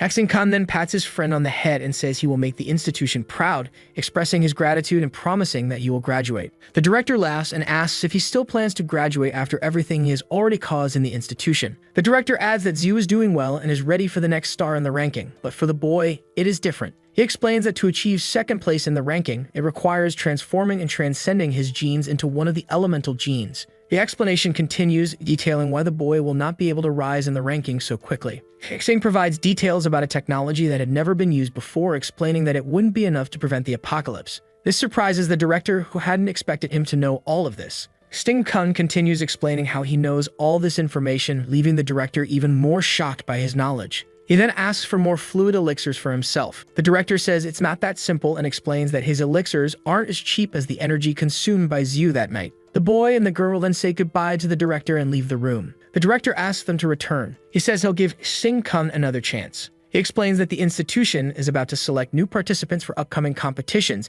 and that if Sing-kun's team can join, he will help the boy with transcendent robots. The boy thanks him and agrees to participate with the Supernovas group. Ziyu remains in the corner of the room, and the director notes that there are only 3 days left for the new Supernova registrations. After they leave, the director's assistant questions his reasoning, believing they shouldn't be allowed to join the Supernovas. The director admits it's hard to explain, but insists they can participate. The assistant asks if it's just because of Ziyu's talent, and the director replies no, adding that Sing-kun is also extremely talented. He explains all of Sing-kun's abilities to her. She is surprised and admits she knew nothing about the boy, let alone his monster genes. The phone rings and the director angrily answers. He announces it's the extermination department calling. Before listening, the director starts complaining about Ziyu's energy bill, assuming that's the reason for the call. The next day, extermination officers appear at the school. They believe there's a 90% chance that the Blue Flame boy is one of the students there. They begin an investigation to uncover his identity. The conversation continues, and at a certain point, one of the characters sits in front of the institution's director to stop small talk and start discussing business. The guy explains that besides being a judge at the Supernova selection currently, he also has the responsibility of investigating the Blue Flame. The long-haired white man then wonders why they think the Blue Flame would be in the educational institution. The other boy, who has been quiet until now, starts to talk and explains what happened and what led him to think that the Blue Flame would be in that institution. He tells that at a certain point he was in trouble when the Blue Flame guy appeared and saved him. He then lost consciousness, and when he woke up, the monster was already dead, and he did not understand what just happened. So due to the level of power used at that moment, they imagined it was someone from the institution. They said that since the incident, the appearance of the Blue Flame has increased a lot, and the day before, the Fang family reported that it appeared again in an attack on their laboratory. Furthermore, they also mention the theft of some vital fluids and the death of some people who worked in that laboratory. They assert that the person of the blue flame is becoming even more dangerous, and they must arrest her. The director then listens attentively to what the boys are saying. He then says that based on everything he has heard, he knows that the boy is indeed from this institution. The youngest boy then says that since the day he was knocked unconscious by the blue flame boy, he feels a very strange connection between them. He asserts that the moment he stepped into the school, he felt that the blue flame was there. They then state that all students, even the youngest ones, will be investigated and checked. The headmaster asserts that all students are currently undergoing training, and this would be the perfect time for the investigators to go there. Outside this room, one of the trainings among students is happening. The rules are then explained and how they will be evaluated during training. It is then explained that at certain points in this training, some transcendent genes will become even more active. The teacher then declares that everyone is free to be in the training. However, he calls Zha Yu and Xing Keng for a private conversation. The other students just watch what's happening. Noticing the teacher's absence, the other students then start talking. The blonde-haired boy calls Xing Keng's and Zha Yu's friends and says that they should be partners during the fight. The friends then find that situation strange. Xing Keng's partner with long black hair says he is going to pair up with Xiao Tao and is afraid of accidentally hurting opponents. The blonde-haired boy then mocks and asks if the other lackeys are listening. After all, he is much stronger and does not feel that he could be hurt by the other boy. Somewhat away, the teacher separately talks to Zha Yu and Xing Keng. He explains he is worried. After all, the students would participate in the supernova, but they do not possess the minimum required to participate in this selection. The teacher says that the lowest criteria to participate is to have at least 3 stars in the transcendent ranking. Extremely concerned, the instructor carries on saying that they should thank Xing Keng for this opportunity, but admits that they would stand not much chance. He says that the previous day, Xing had joined a second-year group while she was still in the first and used a 2-star power to alter the ranking to participate in the supernova. He says that the students could follow Xing Keng's example and join a second-year team. The boys are surprised and say that is not necessary, as they are fine with their current team. Suddenly, Xing Keng feels a strange sensation. He then has a vision and detects that there is someone inside the institution who knows about his presence there, and it indeed is the boy who was talking to the headmaster. The protagonist then thinks of ways to remain undiscovered, as it would be a great problem for him if that happens. He says he needs to block the connection he has with the boy. While he is thinking of ways to escape the situation, the teacher keeps saying what he should do to participate in the supernova. He further states that Zha Yu could be the team captain and he will register her first to see what they can do afterwards. Zha Yu is thrilled with the possibility and asks whether she could use all her strength during the competition. On the other side, the students continue talking. The blonde-haired boy intimidates Xing Keng's friend,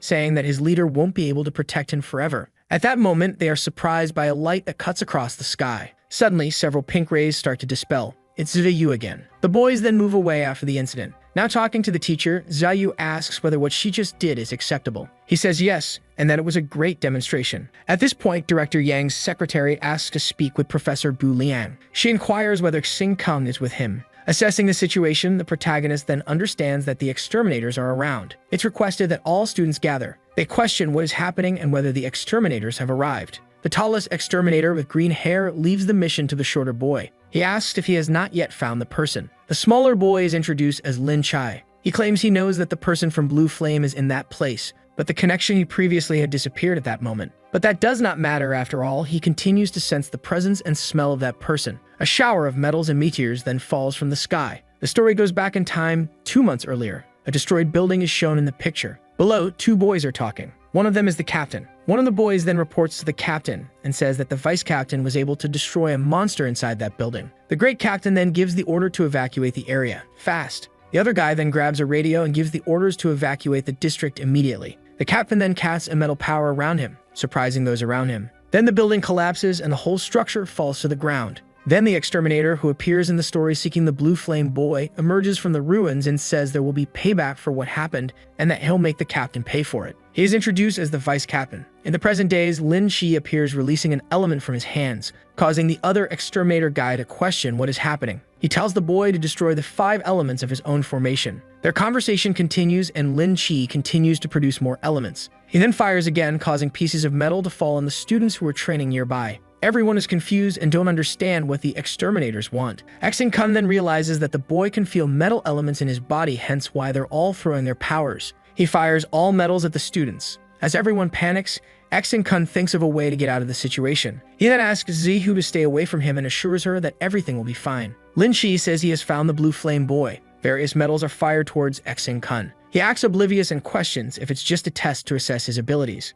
Lin Shi explains that all of this is happening because of things he'd done before, such as sabotaging the Fang family's laboratory, attacking an exterminator, and destroying a shopping center. He also says that Exing Kun will be arrested by the exterminators. His friends are shocked they didn't think he was the Blue Flame Boy. The rest of the students question how Exing Kun was in the same room with them, as the blue flame power is an attribute of transcendent people. Although the boy tries to act oblivious, he knows he won't stay unnoticed, as his body contains metal and the opponent's power is used to find him. The protagonist then takes action and decides to use just a little bit of the metal element to defend himself. He then recalls his teacher's teachings and starts putting them into practice. He uses the power of metals, leaving the exterminators confused as the Blue Flame Boy has a fire attribute, not a metal one, as was being demonstrated. Lin Shi says his senses aren't wrong. He goes on to say he's right, and that with a bit more skill, someone with metal attributes can indeed create fire, which could be Exing Kun's case. Then another powerful ability with great speed and shake is unleashed. Everyone is watching what's happening at the moment. The teacher then realizes that indeed someone with a metal attribute could create fire, and he wonders if Exing Kun is indeed the Blue Flame suspect. More powers were unleashed against the hero, who is surprised by what is really happening at the moment. A battle begins between the two, and suddenly, the water element is fired. They are left understanding until the girl with long blue and green hair appears. She, being the leader of the exterminators, said she thought the other boy had come to be the judging of the supernova selection and that the students of this academy were under her protection. The girl keeps getting their attention after all.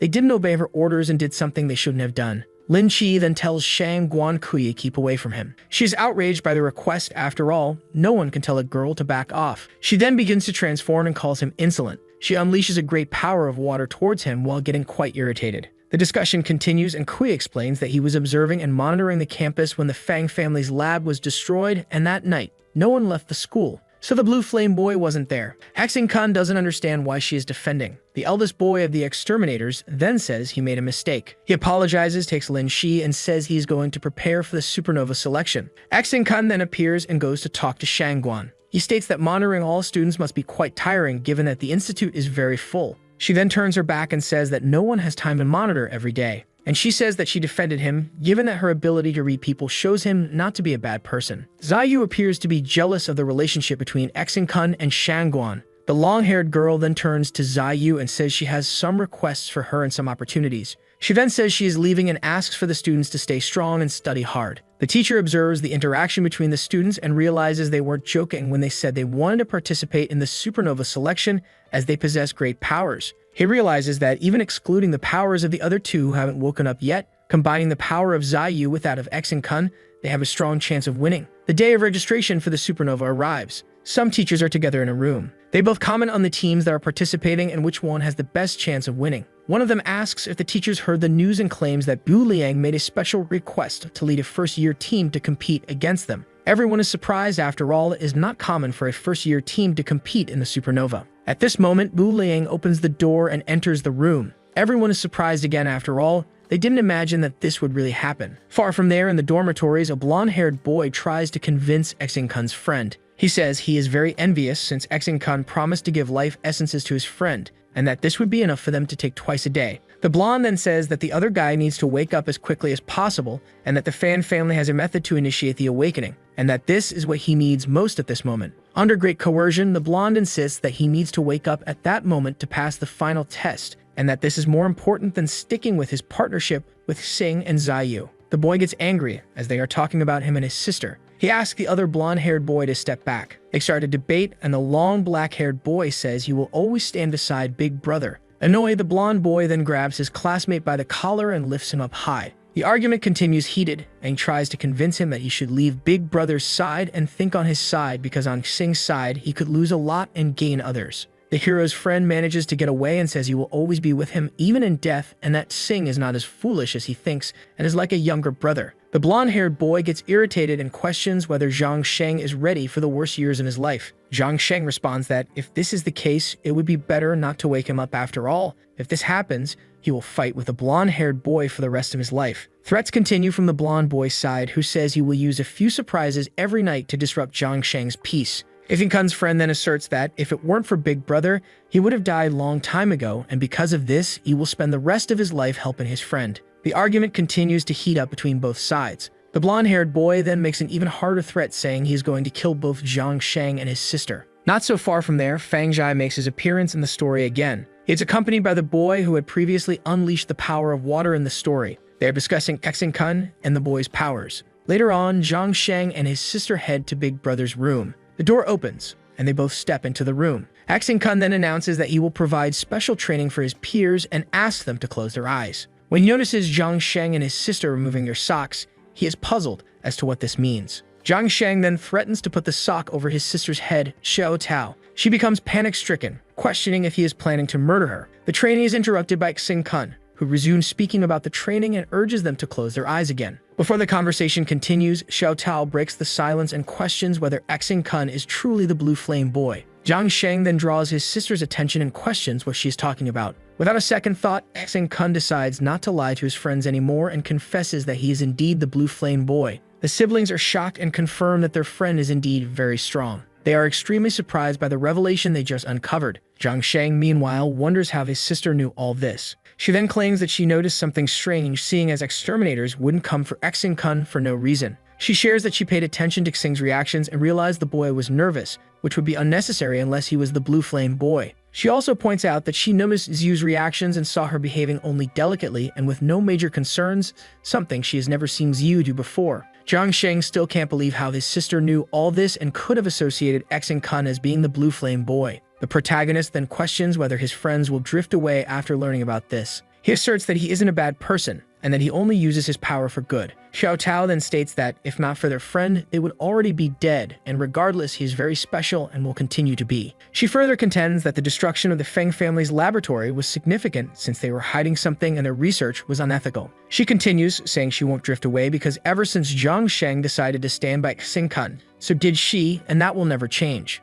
Zhang Sheng then tells his sister to shut up. Ignoring this, the girl voices that as long as their opponents are the Kuning and Feng families, she and her brother will fight alongside Xing and will do whatever it takes to assist him. Her brother agrees. Both Kun and Xiao Tao hand a potion flask to the brothers. They both drink it. Kun explains that the fluid they ingested will be absorbed as soon as possible. The girl wonders if that could be the essence of life. Kun agrees and mentions that he grabbed some of these fluids from the Feng family's lab. The protagonist shares that it never occurred to him not to share these fluids with his classmates who have always been by his side. Zhang Sheng is moved, stating this is more than he could have ever imagined his friend would do for him. They continue talking, and Kun suggests that now is the time for them to close their eyes and begin training. Both Zhang Sheng and Xiao Tao lie on the ground. Kun then apologizes, claiming it is necessary to keep the monster genus secret. He then transforms and wishes his friends sweet dreams from the depths of hell. Kun knows that Xiu also will transcend and her genes will go mad with just a bit of stimulation, so he needs to take care of the girl. However, he understands that, since the siblings have never transcended before, he can be a bit more aggressive with them.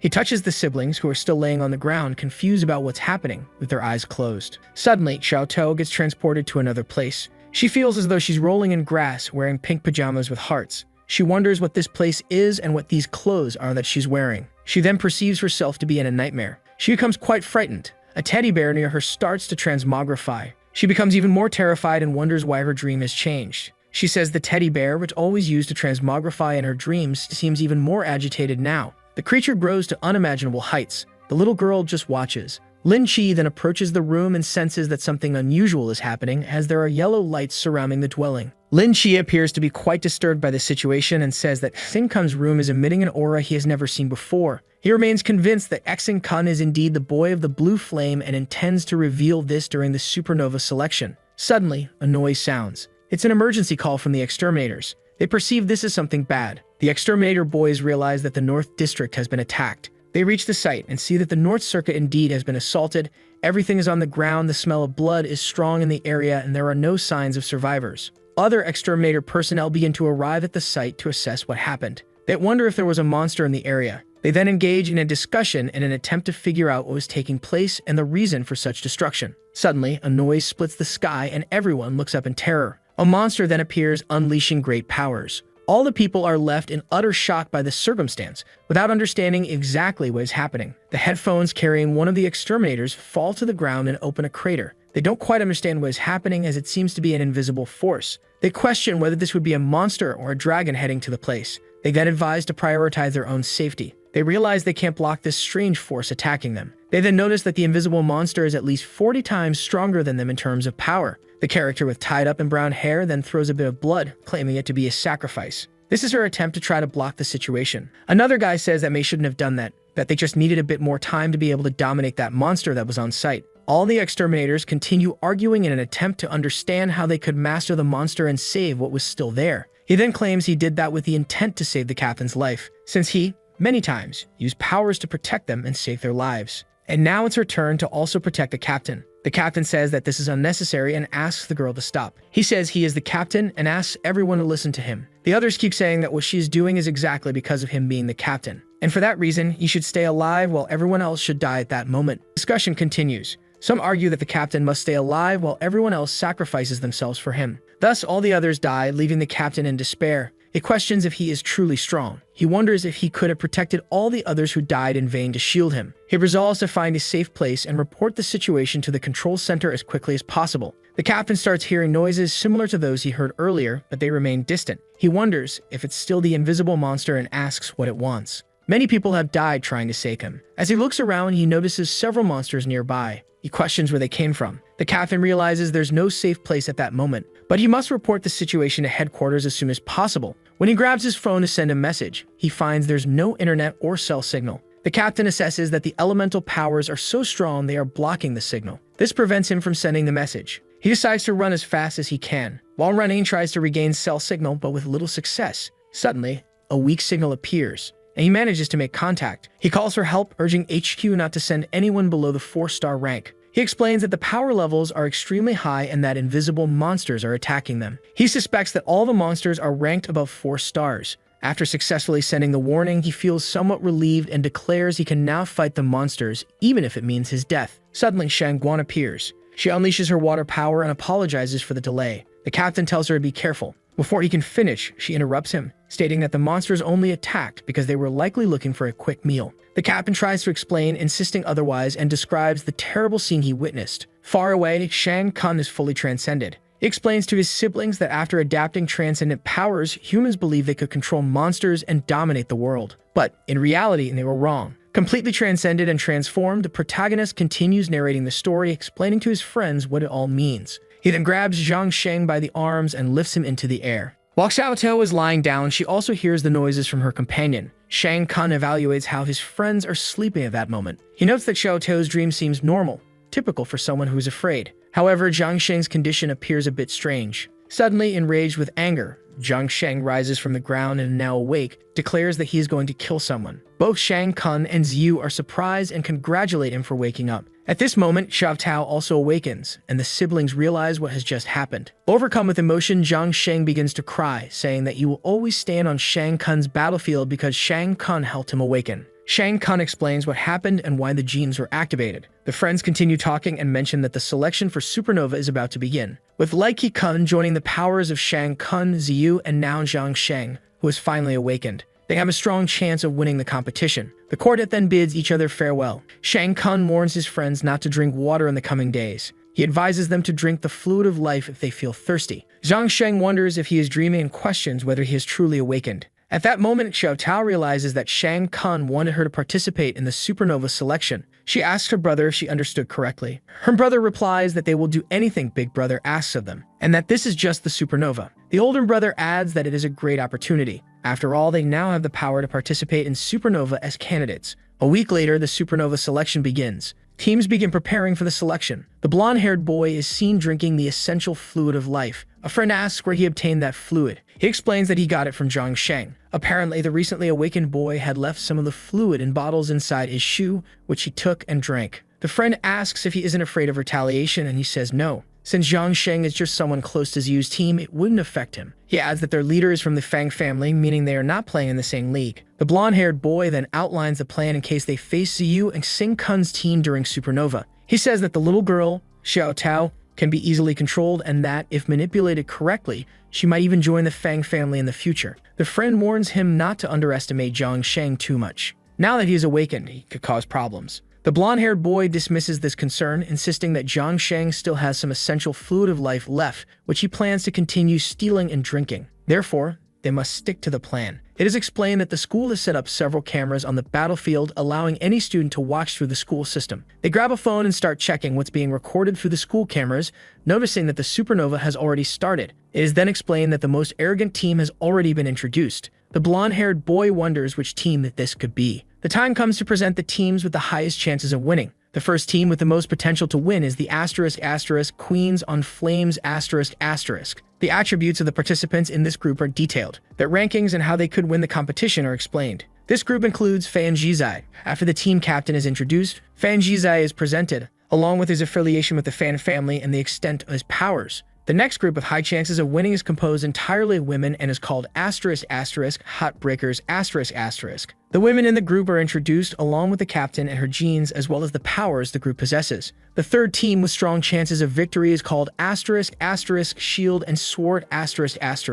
Like the other teams, their powers, rankings, and levels of transmutation are detailed. After all the supernova teams are introduced, the tournament begins and the first round kicks off. Approximately 16 teams are in a forest, and if a team loses its captain, they lose their combatability and are disqualified accordingly. The rules are explained in greater detail. A group of blonde-haired boys and their friends leave the school building but continue watching the live broadcast of the tournament's beginning. They start speculating about which team is the most arrogant in the tournament. A close friend with blue hair explains that the team labeled arrogant is a first-year team. He mentions that there is a group of 4 first-year students and they were called arrogant because only upper-year students were traditionally expected to compete in the supernova. The blonde-haired boy connects this to Shingakun's group, noting it consists of 4 first-year students. Jealous, the blonde-haired boy questions how they managed to qualify. It is explained that through Zyu's and Shingakun's genes, they secured their spot in the supernova. The discussion continues as they wonder how the group managed to qualify when all 4 needed to be awakened, but only 3 currently are. The blonde-haired boy realizes that Zhang Sheng has awakened and that only Xiao Tao has yet to develop his powers.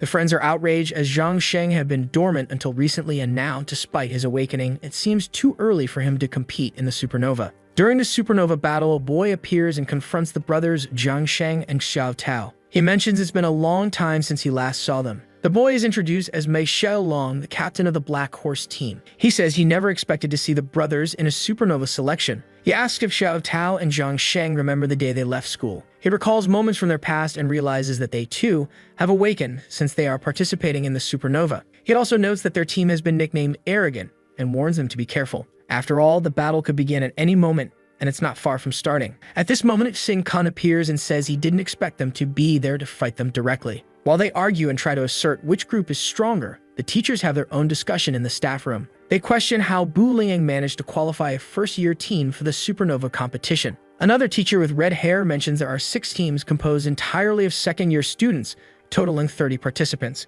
Bu Liang appears tense during the conversation. The other teachers continue pressuring him, asking if he understands the potential consequences of his decision. He says he does and adds that he, too, wants to know the significance of Bu Liang's team's name. Far away, the students prepare for the battles to begin. The arrogant team, of course, starts facing hostility from the others. Sing Kun listens to everything being said about him and explains that he alone cannot save the world before the apocalypse arrives. That's why he needs others who are stronger than him, and emphasizes that individual battles aren't appropriate right now. Group combat is necessary. Other students remain irritated, saying the team is highly arrogant for being first years and thinking they can win the supernova. Zhang Zheng is provoked. The boy steps forward and takes charge. He responds to the boy, taunting him, saying it's been a long time since they last met and he wants to see how much progress he has made during that time. Zhang then attacks his opponent with a great power, surprising everyone nearby. He says he wasn't looking for trouble, but since they came after him, they can now use their transcendent powers as well. Elsewhere, the teacher continues being questioned by the others about why he allowed a first-year team to compete in the supernova. They demand more details about Zhang Zheng. Bu Liang replies that the teachers are only interested in transcendent powers and says if they had taken some martial arts classes, perhaps they wouldn't be against him. He then begins discussing Zhang Zheng, stating that he is a student with only 109% transcendent genes. It is also said that he has the martial arts gene, making him a prodigy at this moment. It is explained that he had left the institute, and before the semester ended, it was uncertain if he would return. However, he gave an impressive demonstration at the end and managed to rejoin the institute. The red-haired opponent professor laughs at the situation, stating that martial arts cannot help in the competition since they rely on physical combat. Bu Liang declares that Zhang Zheng has awakened and now also possesses transcendent powers. The red-haired professor remains doubtful. He believes Zhang has indeed awakened, but thinks that after years of not using his powers, he wouldn't be capable of competing in the supernova. He claims that within the group, only you won the genetic lottery and that the others won't be able to handle the competition. Bu Liang then mentions he has another bet on the group while the instructors continue discussing the situation. Far from there, the students begin the battles of the supernova. The boy provoking Zhang Zheng surrenders, expressing curiosity about why Big Brother invited him to the group. Zhang Zheng defends his friend. The opponent claims their strategy is self-destructive since they are just beginners who have recently transcended. He apologizes to Brother Zhao and then unleashes a powerful attack on him. He asserts that by combining all the group's powers, they could easily defeat the opponent. Zhang Zheng responds to Xiaolong, calling him an idiot and saying Big Brother is even stronger than him. At that moment, a powerful spell is cast toward Xiaolong. A new character with green hair appears. He was responsible for the attack that eliminated Xiaolong and consequently, his group from the supernova competition. The green-haired boy unleashes his powers on another group, eliminating Captain Xiao, who ends up dying. Members of other groups are puzzled as the rapid attacks leave no room for resistance. They suspect that a third-year student might have initiated a training mission. The character is then introduced as Shen Xia, a fourth-year student who used transcendent powers to defeat his opponents. Another captain is eliminated. Ying from the group Monkey Kick also falls to Shen Xia, who continues unleashing his powers and eliminating everyone. Captain Wrong User from the subscribed Eliminate team is also defeated. Shen Xia remains incredibly powerful, eliminating all the captains from the groups. The moment arrives to attempt something against Xing Kun's group. Shen Xia approaches and attacks. Xing Kun, very calm, simply watches. As Shen Xia approaches Xing Kun, everyone assumes the group is in danger. However, Xing Kun stands still, takes the blow to his head, but does not fall. Xing Kun manages to escape unscathed and avoids the attack. He then unleashes a powerful strike against Shen Xia. Surprised, the green-haired boy is struck and sent flying. Xing Kun is not eliminated, and everyone is shocked, as they expected a different outcome, given that he is a first-year student. The protagonist causes Shen Xia to lose consciousness, eliminating the captain of the green-haired team. With irony, Xing Kun says the other captains can step up because it's not he who needs practice, but rather his team members. He declares himself well prepared for the next battles. At this point, the reason for the group being called arrogant is explained.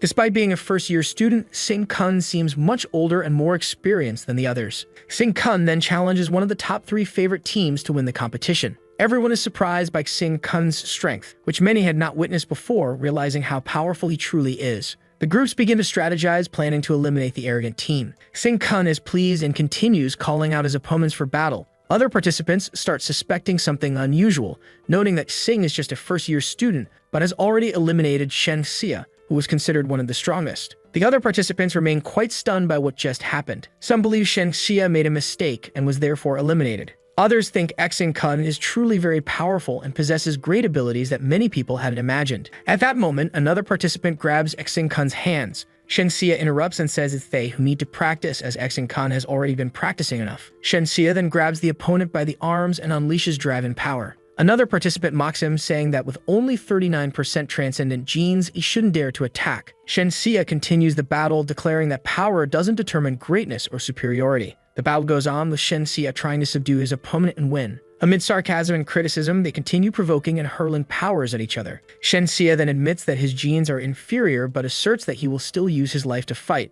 A long-haired, purple-haired girl appears and confronts Shang Tao. She claims Shang Tao's name wasn't on the list of awakened individuals when the supernova selection occurred, so she shouldn't be there. Mocking her, the long-haired girl continues confronting Shang Tao. She points out that only 2 weeks have passed since school started, making it impossible for her to have reached the 3rd level in the Transcendent ranking. To defend herself, Shang Tao recalls Xing Kung's advice. She asserts that she is a prodigy who managed to reach this point due to her highly controlled emotions. The long-haired, purple-haired girl fires a power at Shang Tao. Shang Tao hesitates, merely observing and waits to be hit. At the last moment, she evades and avoids being struck by the attack. The purple-haired girl is shocked by her opponent's speed. She then notices a red flower petal stuck near her monster. She wonders what it could be. Suddenly, the petal closes with great force, and she realizes it's a power unleashed by Shang Tao. The purple-haired girl is astonished by the attack and asks if Shang Tao is crazy. After all, she's using blood power, and blood isn't infinite. Shang Tao responds, saying her brother was right. If her powers weren't enough, she would indeed use her life to win the battle. While the siblings fight, another participant appears to challenge Xing Kung and Zai Yu.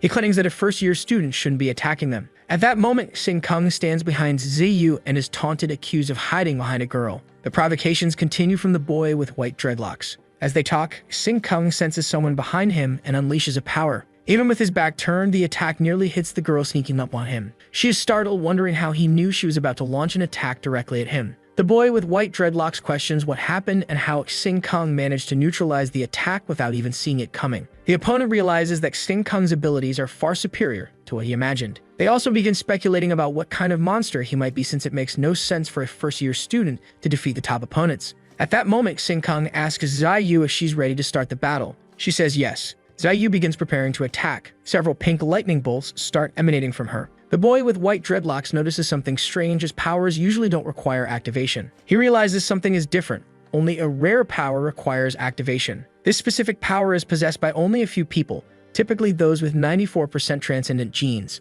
It is then revealed that Xiaoyu has 95% transcendent genes in her body. This makes her the human record holder for the highest percentage of transcendent genes in a single body. Xiaoyu continues focusing and activates her pink lightning against the opponent. At that moment, the forest where they are battling turns pink, astonishing all the other opponents, including the supernova host. Everyone then turns towards Xiaoyu, surprised by what the girl just did. They still doubt Xiaoyu's power and claim that she is just a first-year student, and they don't understand how she could be a level 3-star transcendent. Trying to face her, another character with black hair and tusks also throws some ice spears at Xiaoyu, who remains unfazed. She erects a pink dome around her, and all the powers they try to throw are repelled and do not affect her. Various types of power are launched at Xiaoyu, but none of them actually affect the girl, who manages to defend herself from all of them due to her pink dome. The girl who is fighting with Xiaoyu uses a very strong ice power, but it is easily destroyed, and the surprised girl doesn't understand how Xiaoyu managed to destroy it so easily. They also do not understand how a transcendent gene can maintain so much energy like Xiaoyu does at this moment. Xiaoyu then appears quite tired and asks for help from Xing Kang. She says that she can't take it anymore. She then passes the powers to the boy, who says that she should continue learning the control of her own magnetism that she possesses. She says "ok" and then continues in the same way. The opponents are quite irritated without understanding how they could not beat the first-year students. They remember that to win the battle, they would need to beat the captains, but that this is just impossible in the group of Xiaoyu and Xing Kang. Even so, they try to eliminate the captain as quickly as possible and resume attacking Xing Kang. The boy just scoffs and says that if they choose him, they will be eliminated even quicker. Various forms of power are launched, such as ice and even flying sand. The battle is broadcast to all the other students. Many powers are fired at Xing Kang. The protagonist is not shown at this moment, only the fired powers and the opponents trying to fight him. In a swift move, Xing Kang then appears and grabs the white-dreaded boy by the head. He says that he was not easily eliminated, but the opponents could indeed be quickly eliminated. He then throws away the white-dreaded boy and fires a new power. The opponent does not understand what happened and wonders what kind of power this is and how this could happen. Everyone is shocked by what is happening and does not understand how Xiaoyu has so much power in this way. The professor, who previously doubted Xiaoyu's performances, says the boy now has a problem, as his performance is definitely not that of a first-year student. He then asks that the protagonist be investigated and that his transcended genes also be. Xing Kang's professor then stands up. He responds that everyone who doubted him, doubted his team, and also blamed him for enrolling first-year students in the supernova contest. The director of the institution, Jim King, is sitting in his office. Two characters are in front of him and they chat. The long-haired white man says that Nikkei is much quieter since these two people visited them. He then explains that the institution has undergone major changes over the last decade. Shize and his uncle are standing on the Fan family's laboratory. They then remember that Shize needs to receive the honors for the supernova selection. Shize is very proud of what he achieved and says this is the 6th-generation version of the essence of life fluid, and that securing this for the Fan family is pretty cool. His uncle then says that this for the Fan family is even more important, as continually climbing steps and winning prizes is one of the most valuable things for the family. They are close to the transcending plant and start observing, as it begins to show some signs within it. His uncle tells that Xen's older brothers and even his father managed to transform and reach the 5-star transcendence, one of the highest levels. So for Shizai, becoming the supernova means another generation that represents the school and becomes captain during the battles. According to his uncle, Shize being the supernova champion, and along with his skills, such as, for instance, the eternal flame, will turn him into one of the strongest guys in the world. His uncle then looks at a fly coming close and says that Zio and Sing would be similar to it in relation to his nephew Shizai. Fan then says he needs to find just one more opportunity to crush his nephew Fan Shize's opponents, and he says yes. Shizai then shows himself quite confident of the conversation he just had with his uncle. He then goes out into the forest, already contending the end of the supernova.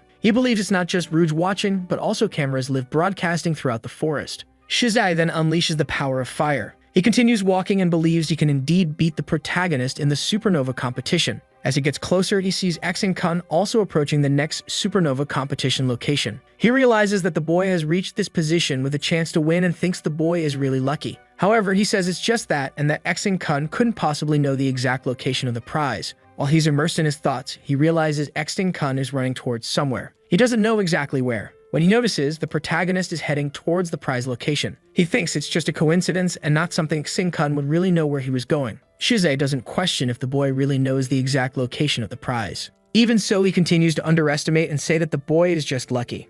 According to Shize's thinking, a guard who was looking after the prize at the end sent a message to him stating exactly where the secret is. He says the young man guarding is someone of 4-star ranking, but that in addition to being there taking care, he also manages to attack the minds of a transcendent without any prior movement. So he could prevent the hero from winning the prize. Still, according to Shize's explanation, the only person who could collect the prize would be him. Kun then is heading towards the location where the prize would be. He says that in his eyes, the students from the forest are just tiny specks of color, while the exterminators are like big blue lights. He recalls that in past lives, he's seen the same edition of Supernova and therefore knows exactly who the guardians looking after the prize are. The boy believes that by winning this prize, he will be able to advance to the 3-star ranking in the transcendental level. He then notices something on the ground. He exerts some effort and manages to pick it up, declaring it as number 1. When open, there's someone looking at him. They are surprised. He is called Blue Flame and he recognizes that it is the metal boy. He is then surprised by numerous powers launched at him. Shize watches the scene from afar and notices that the exterminator called the boy Blue Flame. The exterminator continues to launch more powers, urging Kun to return.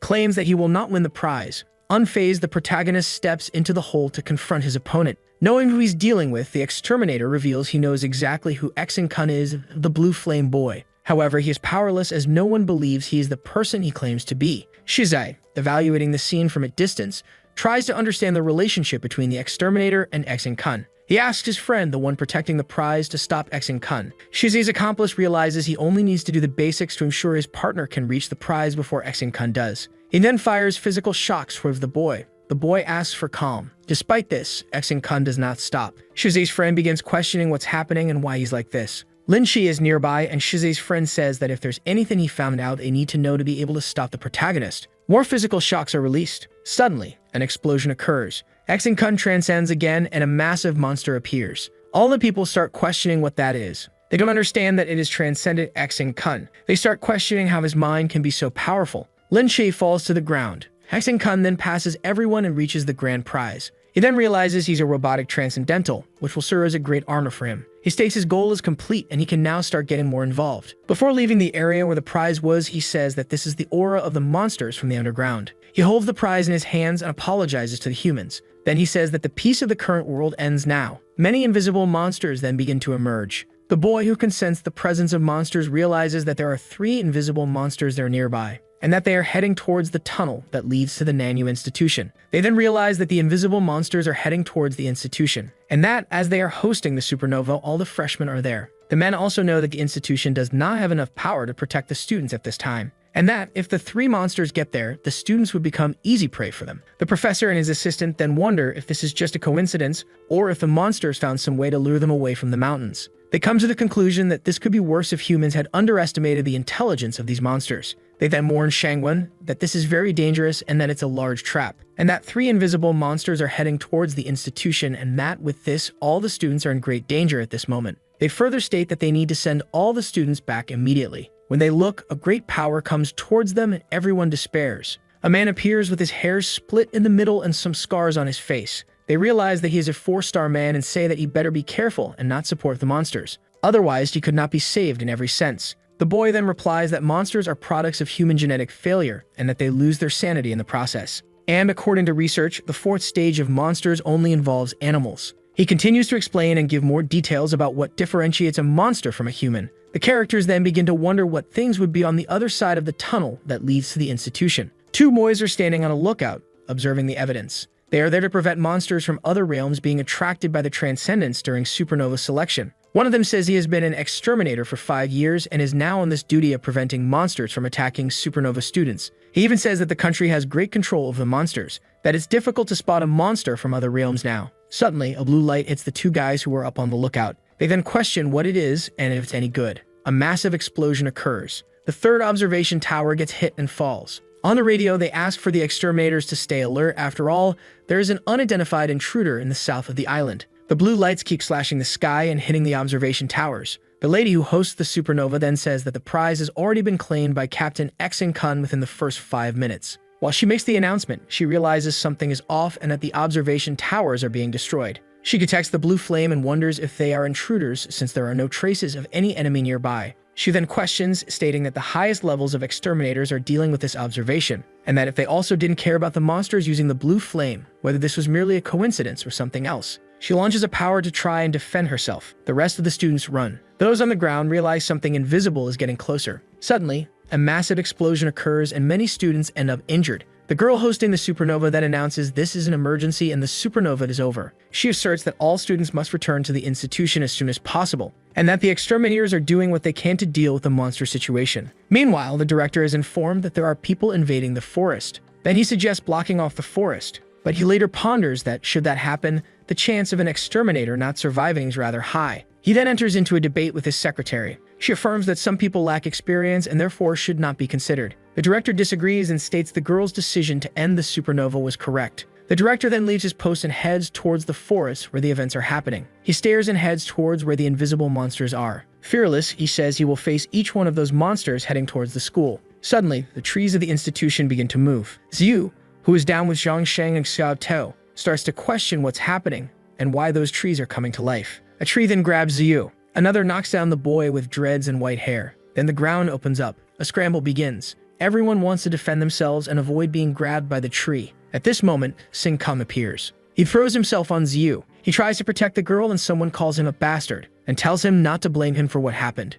Then he looks back and realizes everything that's happening. He realizes that the situation is really getting insane. He soon realizes that he had not noticed that there were many exterminators in the forest and therefore some of their levels are not as high as he imagined. He hears some other students commenting on what happened. Sing Kum then imagines that he should leave as quickly as possible. With screams, the white-haired and dreaded boy yells that someone is a bastard and that he got the wrong person. After all, someone as powerful as him could not be left behind. He then says he will be an exterminator in the future, and that since he entered Nanyu Institution, he is prepared to fight. He then strikes a blow against the tree that would have grabbed and thrown him to the ground. Other students then try to control the monsters in another way. A girl who controls wood says she understands the astrological star of that spell, and so she could help at that moment. She puts her hands on the tree and orders it to open. Everyone watches closely what she's doing. The path then opens up. Husha, who is a boy with dreads and white hair, says he will go alone and that the other boys are not strong enough to get into this mess. The red-haired girl who opened the tree for Chushi says that if she cannot go,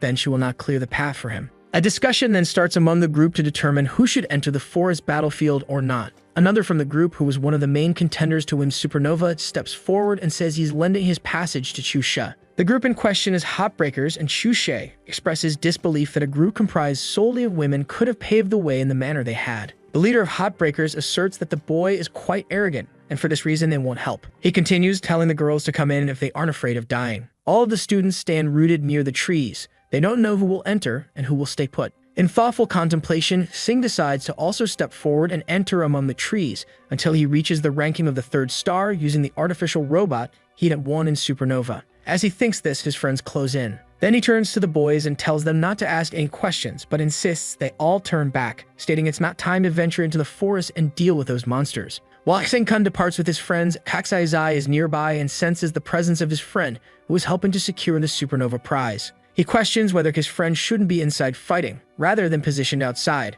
The friend then responds that it is currently far more vital to protect Kaksai-zai than to uphold the exterminator's order. At this point, Kaksai-zai grabs his friend by the neck and hoists him up against the wall. His friend is left confused by this as he only wanted to protect his friend. Kaksai-zai seems incredibly infuriated and asks how his friend let Kexing-kun win the prize, asserting that it shouldn't have happened. In this moment, a blue blaze begins to emanate from Kaksai-zai's hand. The friend who is nearby says it feels like he's being consumed by something akin to that. Then he questions whether Kaksai is truly capable of igniting himself to the life element and quickly achieving the 4-star transcendence level. His friend then pleads his innocence, stating he truly tried to prevent Exing-kun from obtaining the element but was struck down. He then issues a warning saying that there is something wrong with the boy. He reveals that some other exterminators had called Exing-kun the Blue Flame Boy. In the dormitories, Exing-kun takes his friends. He says that everyone can't rest yet and that nobody is allowed to leave that room. Zhang Sheng then tells Exing-kun not to worry. The protagonist knows that time is running out and that he must rise to a 3-star level in the ranking before entering the monster arena. He knows that he will need to use some extraordinary and artificial method to assist with the transcendent genes.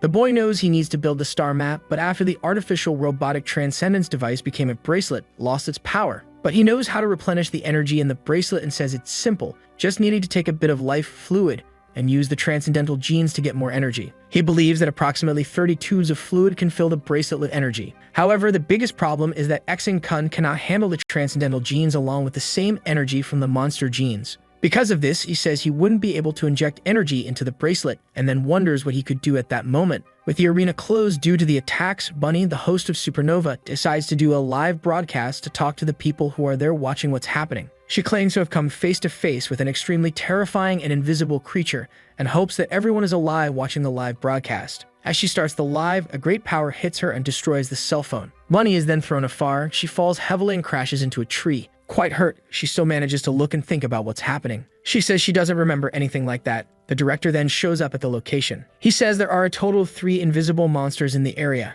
The one that attacked Bunny was flying, and he managed to grab another but can't hold it for long. He says he needs help as soon as possible to try to kill the monsters that are attacking people and also trying to attack the school. He continues giving instructions, saying that he won't be able to hold on for long and needs to keep the institution safe. He asks Bunny for help. She says she understands. The girl then says that she has a few broken ribs, but that it doesn't matter, and that the reward will come later. She then says that the only thing left at this moment is to fight. While she runs towards the monster in an attempt to hold it off, she notices some shadows. Looking sideways, she sees that some students had ventured into the forest. She can't believe that those students managed to breach the blockade and were in there, which would make the situation even worse. She then asks the students to get out of there. With some yelling, the character declares the place is not safe for the students. She then asks why they returned, as they should have gone back to school instead of being in the forest fighting against the invisible monsters. She says that now injured, she will not be able to help all students at the same time. At this moment, she asks again for them to leave and states that it was entirely disrespectful on their part. Disregarding what the girl is saying, Chu-She releases a power on an invisible monster.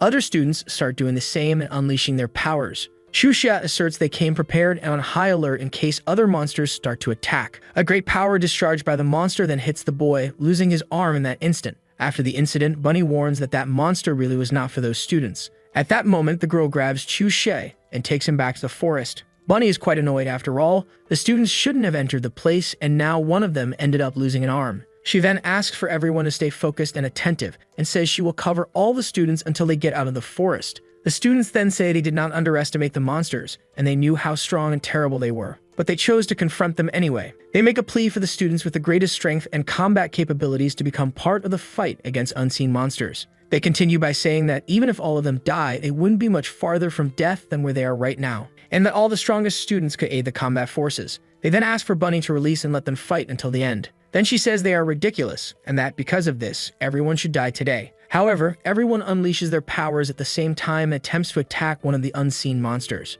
In one of the strikes, apparently, one of the monsters is hit. Elsewhere, Shang-Guan is near the tunnel. She goes in alone, and they question if she is insane after all. She doesn't know where that tunnel leads. She decides to face the monsters inside with all her might. Many people claim that she will likely die, considering she's alone dealing with unseen monsters. Then it is explained how they should deal with the monsters of this generation, and how it also survived the 4-star transcendent level attack. Shang-Guan then says that the students are the future, and that's why we need to protect all those students who are present. On the other hand, a monster could escape and devour all the exterminators outside, and that they can't just easily eliminate it, they have to retreat. At that point, a monster emerges. They question what exactly is that creature standing in front of them. They head straight for Shang-Guan. She says she has seen many monsters recorded from different locations, and none of them look like this one. And furthermore, this monster facing her reminds her of something. If she could complete her sentence, the monster attempts to seize her. She manages to dodge, and suddenly, all the other men also appear, saying it resembles a triceratops, a dinosaur species. One of the exterminators then orders Shang-Guan to go back and save the students.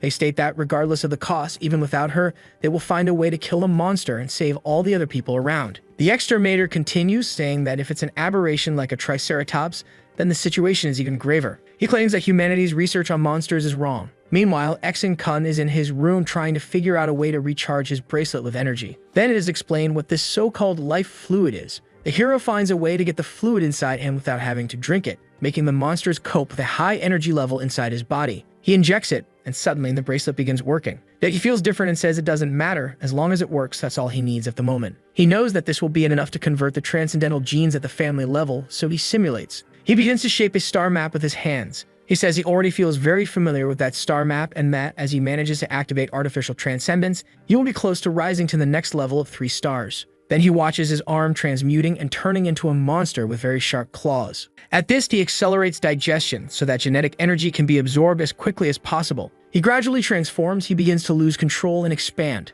Outside, Zio and Xia Tao, as well as Zhang Cheng, are waiting for Xing Kun. Inside the room, he continues to transform and claims to be the master. Then the rebellion results in some deaths. Unexpectedly, Xing Kun transforms into a level 4 monster. The story goes back to the forest, and the students were trying to fend off invisible monsters. Some are lying down, while others still have the power to try to free the forest from those invaders. Bunny notes that the invisible monster is exactly there at that location. The students know that they only have one more chance. If they fail to neutralize the monster, everyone will die. They once again join forces and direct their powers towards the monster. A great fight continues to take place. Since the monsters are invisible, they do not know exactly where those powers are coming from. However, even injured, they try their utmost to free the school from those invaders. Bunny then realizes that many students are risking their lives solely because of those powers. She says that even if they all die, she's going to place a pin in that place at that location, primarily for others to be able to go there and help whoever survives. Then she feels bad. After all, even though all the students are giving everything they can, they are not managing to paralyze the monsters. The woman feels very oppressed because of this. She then realizes that there's no place to escape to and doesn't understand where the monsters are coming from. She also questions how humans didn't realize the presence of these monsters until this moment. The girl says it's outrageous. After all, they had managed to stabilize the situation until then. However, now it's no longer stable. The students continue fighting and saying that all arrogance is paid with a very hard price. Bunny then thinks that she can self-destruct before dying and that this might give other students a few more opportunities to survive. Then she claims that the hope of survival, even if she dies, of one more person is enough. She then apologizes to her brother and says that her sister should be the first to sacrifice herself. At that moment, someone appears and pulls Bunny by the braids. She doesn't know what's happening or who saved her. At that moment, Xing Kun appears. He says that it is not her time to sacrifice yet. She still doesn't realize that it's the protagonist of the story who saved her. After all, he's wearing a mask. While they argue and she wants to know who the boy who saved her is, new attacks happen. But Xing Kun manages to block this, surprising Bunny, who is shocked by the situation. Then she remembers all the boys who were trying to save the forest and none of them could, but that stranger, whom until then she didn't know was Xing Kun. At that moment, the girl questions what kind of power is that and what transcendent ranking he is to manage that situation. She keeps questioning who he is without realizing that he is the student Xing Kun. Suddenly, he starts to release blue spears towards the monster. Then she questions if he is the blue flame boy. The protagonist questions whether she would expose him. Then she looks deep into his eyes and sees that he really is the blue flame boy. He was the one who destroyed the Fan family's lab and massacred about 48 people in that lab. The girl says he is the wanted criminal. Then the hero gives the order. He says that if Bunny doesn't want to be eaten by him, she should take all the people who are in the woods and take them to other places, not leaving anyone in his way. Xing Kun then transcends and a new monster comes out through his hands. At this point, the other students approach Senior Sister Rabbit. They question about the monster's appearance and ask what kind of monster that is. She says she's never seen a creature like that before, but she knows that when it becomes invisible, it sucks up some energies, but that the monster is even worse in its visible version. Then she says that everyone needs to leave the forest right at that moment. The students then turn their backs and start to leave. She claims that the one who saved her is the criminal known as Blue Flame. The same goes on to say she does not know who the Blue Flame boy is and does not need to know. She just knows he's a person who has saved them all. Meanwhile, Zio, Zhang Sheng, and Xiao Tao are at the door of Big Brother's rooms. They do not understand what has happened, so they believe that the boy is still inside the room. Zio asks Zhang Sheng not to ask too many questions. After all, Xing is just resting in the room and no one should bother him. Footstep noises are heard on the stairs. Suddenly, Fan Shizai approaches. He questions what Zio is doing at the door of his dormitory with his colleague. Zio then pretends and says that she is looking for Xing. She says the school needs him for a few things, but it seems he did not sleep in his room last night. Unconvinced, Shizai does not believe anything Zio told him and says someone said that the boy had followed the girl to her dormitory the previous day. With crossed arms, the girl argues that Xing is resting and questions if there is a problem with that. However, the man asks if he can still sleep at this time and explains that the academy has objections to the method used for this supernova to receive the reward. He explains that otherwise the academy will consider the possibility of canceling the classification and guarantee the reward, which is the extraordinary artificial device. He comments that she will be able to ask him questions as soon as he wakes up. With a serious countenance, the man asks for cooperation and informs that it is the student's obligation to cooperate with the school operations. Smiling, he says that the academy leads with confidence in the students and that he will just need to show up and answer some questions. He shortly asks if the boy is sleepy because he got injured in the competition and informs that someone could treat him, and that would be more effective than waiting for him to heal. Ji then says that if there is an objection about the grades, the dean will explain and asserts that if someone disturbs Xing's sleep, they will end up becoming someone incapable of walking. Explain that otherwise, the academy will consider the possibility of canceling the classification and will guarantee the reward, which is the extraordinary artificial device. Comment that she will be able to ask him questions as soon as he wakes up. With a serious expression, the man asks for cooperation and informs that cooperating with the school's operations is the student's obligation. Smiling, he says that the academy leads with confidence in the students and that he will only need to show up and answer a few questions. Then he asks if the boy is sleepy because he got hurt in the competition and informs that someone can treat him, which would be more effective than waiting for him to heal. Zhu then says that if there is any objection regarding the grades, the principal will explain and states that if anyone disturbs Xing's sleep, it will end up unable to walk. Meanwhile, at the entrance of the building, some people are desperate because someone has escaped from the wooden enigma heist of the dean. They comment that the blue flame had appeared on the field. Upon hearing the commotion, the man is astonished. Then he tells the young woman that Dean was risking his life for them, so they shouldn't bother him with that task. He comments that it was strange that she was obstructing in every possible way. After that, both begin to activate their powers. The young man says that if the girl gets hurt, it won't be his fault, and she, in turn, lets out an ironic laugh. In the forest, someone wonders who that person with the blue flame was. The girl advances, thinking that she cannot simply abandon her savior and her students. As she approaches the battle, she decides to give it her all. However, before the young woman can help in any way, the protagonist has already launched his attack against the monster. The girl is impressed because he dodged the creature's attack and still managed to cut its face. She then realizes that the young man can use blue flames like the monsters, and that his fighting style is very different from that of a transcendent. She wonders how it was possible to tear a monster's flesh using only his hands as he did. The boy, upon seeing that the girl was still there, comments that if she was thinking of causing trouble, he wouldn't think twice about using her as bait. Immediately after, the monster returns to the fight. The young woman in turn says that he shouldn't underestimate her because she can make people fly. She then decides to use her abilities to quickly get herself and the protagonist out of there. Up in the air, the girl says that they would have the advantage there because the creature cannot fly. The young man comments that his companion's wind energy is quite impressive, but even so, he cannot remember her. After that, Xingkun asks the girl to use her wind to send him into the monster's mouth. She, in turn, decides to do what the protagonist asked. The monster prepares to launch its attack to hit the boy as he falls. However, the young man dodges the blow and praises the girl's good control over the wind. Immediately after, he pierces through the creature's mouth and says that the power of the earth dragon has fused into the bones and nails of his left hand. He comments that this evolution is heading in the right direction because he can control his physique well without completely exploding. Watching the entire scene from afar, the girl thinks that Idiot's fighting style is really strange. Another monster of the same race can sense the blow that its companion suffered. The people taking care of the creature wonder what's happening and say that the pressure they feel is from a fourth classification monster. 3 monsters were simultaneously exerting that pressure. Xingkun says that this was not common for a creature and comments that there's a king's aura present. Then he realizes that within those monsters lies the power of the Monster King. And then he smiles because that was something fantastic. Immediately after, the girl starts feeling an intense headache, as if a blade were splitting her skull. As she falls, she realizes that the pain is preventing her from using her abilities. She then tries to stabilize herself as quickly as possible. But just as she is finally regaining control, she finds herself face to face with a monster, which quickly grabs her by the hands and feet. The young woman tries to use one of her abilities to defend herself, but she realizes that she still cannot fully control her genes, and she thinks that no matter how much she tries, she still remains powerless. Then the girl begins to remember when her brother tried to save her from a disaster, and a monster appeared to attack the children. However, her father appeared to defend them, but all the effort was in vain and she thought she would probably be devoured. However, the protagonist appeared before anything bad could happen. The young woman, in turn,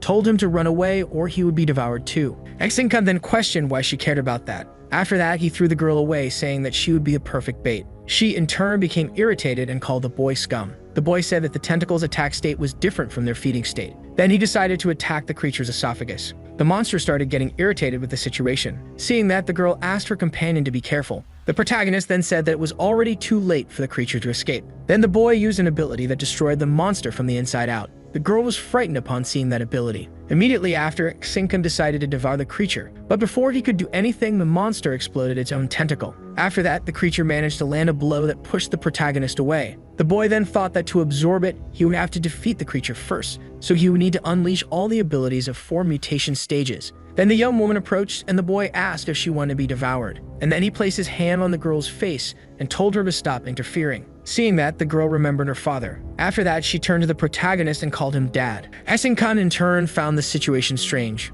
Realizing what she had said, the girl became embarrassed. As the girl fled in embarrassment, the boy told her not to let the students come back there again. The young woman then said that maybe she was in love. A young man asked Shizai for them to leave because if the monsters entered, no one in the academy would survive. The young man in turn responded that they would wait a little because he needed to help confirm Xinkan's identity. Then he said that if the boy was the blue flame, this problem would be easier because his family needed that transcendent gene chain. While confronting Jiu, the young man said that her talent was truly exceptional, but that she was still very inexperienced. After that, he stated that she had already exhausted her powers in the competition, so insufficient energy was her greatest weakness at that moment. A boy entered the middle of the battle and said that he knew Shizai was hiding something, and he commented that it was quite inconvenient. Immediately after, the young man used his abilities to throw Jiu's companions away, and then he used his flames to spread them around the area. After that, the man said that he knew the girl could absorb electrical elements from the air, but now his flames were preventing her from using her powers. The young woman in turn tried to use a small fraction of her powers, but Shizai easily blocked her. Then he advised the young woman not to resist anymore because if she stayed too close to his fire hand for too long, she would end up getting burned. The young man was about to open the door, unconcerned because the girl could not absorb electrical elements at that moment. However, before he could do that, the girl managed to maintain an attack on his hand. Shizai questioned what was happening. Immediately after, he asked if the young woman could still absorb electrical elements externally. Jiu explained that as long as she could have a little electricity, she would be able to bring it into her body. At the headquarters of the Extension Department, the employees reported that another massive wave of electricity was being absorbed by the Transcendence Institution. Shizai remembered that the more transcended genes one had, the higher the probability of undergoing a qualitative transformation. Then the girl advanced towards him, and the young man commented that that type of qualitative change was beyond the imagination of ordinary people. And that, to those people, no matter how strong a transcendent was, they were just defective products in their eyes. After that, the boy's flames and Jiu's electricity clashed. The young woman said that she needed a move that wouldn't consume as much energy as the last one. Then she used an ability called Magnetic Star Satellite. Shizai understood that perhaps the girl had an unimaginable affinity for electricity. Then he began to get irritated because he felt they weren't taking him seriously. After that, he started remembering that his uncle had said that the eternal flame could increase the total percentage of a person's transcended gene chain, and that the person with the eternal flower could end up being dangerous. Immediately after, the man tells the young boy that when his father is ready, he will pass on the refined flower, and then he will be more capable of withstanding the risk. Shizai smiles maliciously and responds that he understands his uncle's orders. Back in the confrontation, Jiu struggles to execute her attack, and the boy, in turn, stares at her threateningly, ready to make his next move. However, the discussion is interrupted by an earthquake. The boy's companion suggests they abandon the battle since those students wouldn't last long anyway. At the entrance of the facility, the girl prevents the students from advancing, just as the protagonist requested. In that forest, an old man says that he can no longer hold the creature back, because it was stronger than before, and that the aura being emitted was from a 5-stage monster that nearly exhausted all elite transcendents just to defeat it.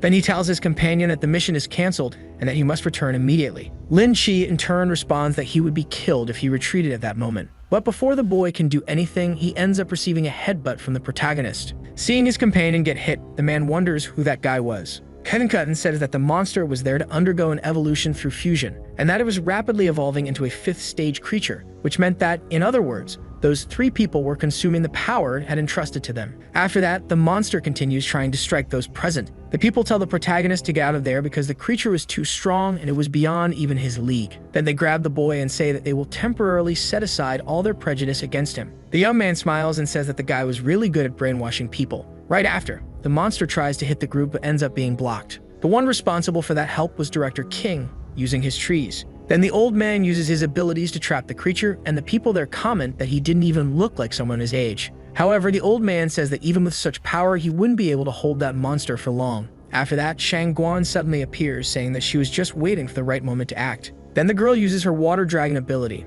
and ends up making a deep cut in the monster. A young man says that they could finally cause some damage to that thing. King is surprised by the girl's evolution and comments that now they had the power to counterattack. Immediately after, the old man orders everyone to prepare for battle and says that Shang Guan, along with the protagonist, would lead the charge while he and the others would clear the path. Without hesitation, everyone there shows that they are willing to sacrifice their own bodies to protect their companions. The monster charges at the group and they all remain still. Xinkan comments that those people were being bossy, deciding to include him in the team without even asking what he thought. Shang Guan is shocked to realize that she cannot escape the strength of the boy's grip on her hand. Then the young man throws the girl backward and says that she won't be able to keep up with the transcendent strength of the creature. So he orders everyone to stay out of his way while he handles the situation. While dealing with the monster, the protagonist thinks that he will have to use something he has been hiding to prevent the apocalypse, and that everyone there also needs to become stronger. Immediately after, he decides to show the true power of fully unleashed 4th stage monster. The people around are terrified by that overwhelming aura. Shang-Guan begins to wonder what kind of transcendent power the boy possessed. After that, the young man activates his 4th stage transformation. The monster becomes enraged, calling the protagonist a traitor and saying that his existence was a mere accident, to which the young man replies that it is not the creature that decides that. Xingkun decides to use his Lord of Flames ability, causing a massive point-blank explosion on the monster. Everyone at the scene is shocked to see that the attack was able to pierce the creature's skull, but the wound was much smaller than they expected. However, the boy had already realized that the creature was regenerating rapidly. Immediately after, the young man returns to where the group was, and explains that this specific monster can heal itself after taking damage and mentions that there are even stronger ones than this. King in turn wonders how many creatures like that still existed. Shang-Guan says that the protagonist revealing that information was useless because they could still keep fighting for a glimpse of hope. However, Xingkun says that it will not be necessary, because he will explain how to defeat that type of monster. Then he says that if they wish to protect the future of that world, they must become stronger than he is at that moment, and that they must truly contemplate what domain really is. Everyone there begins to question what exactly the young man was talking about.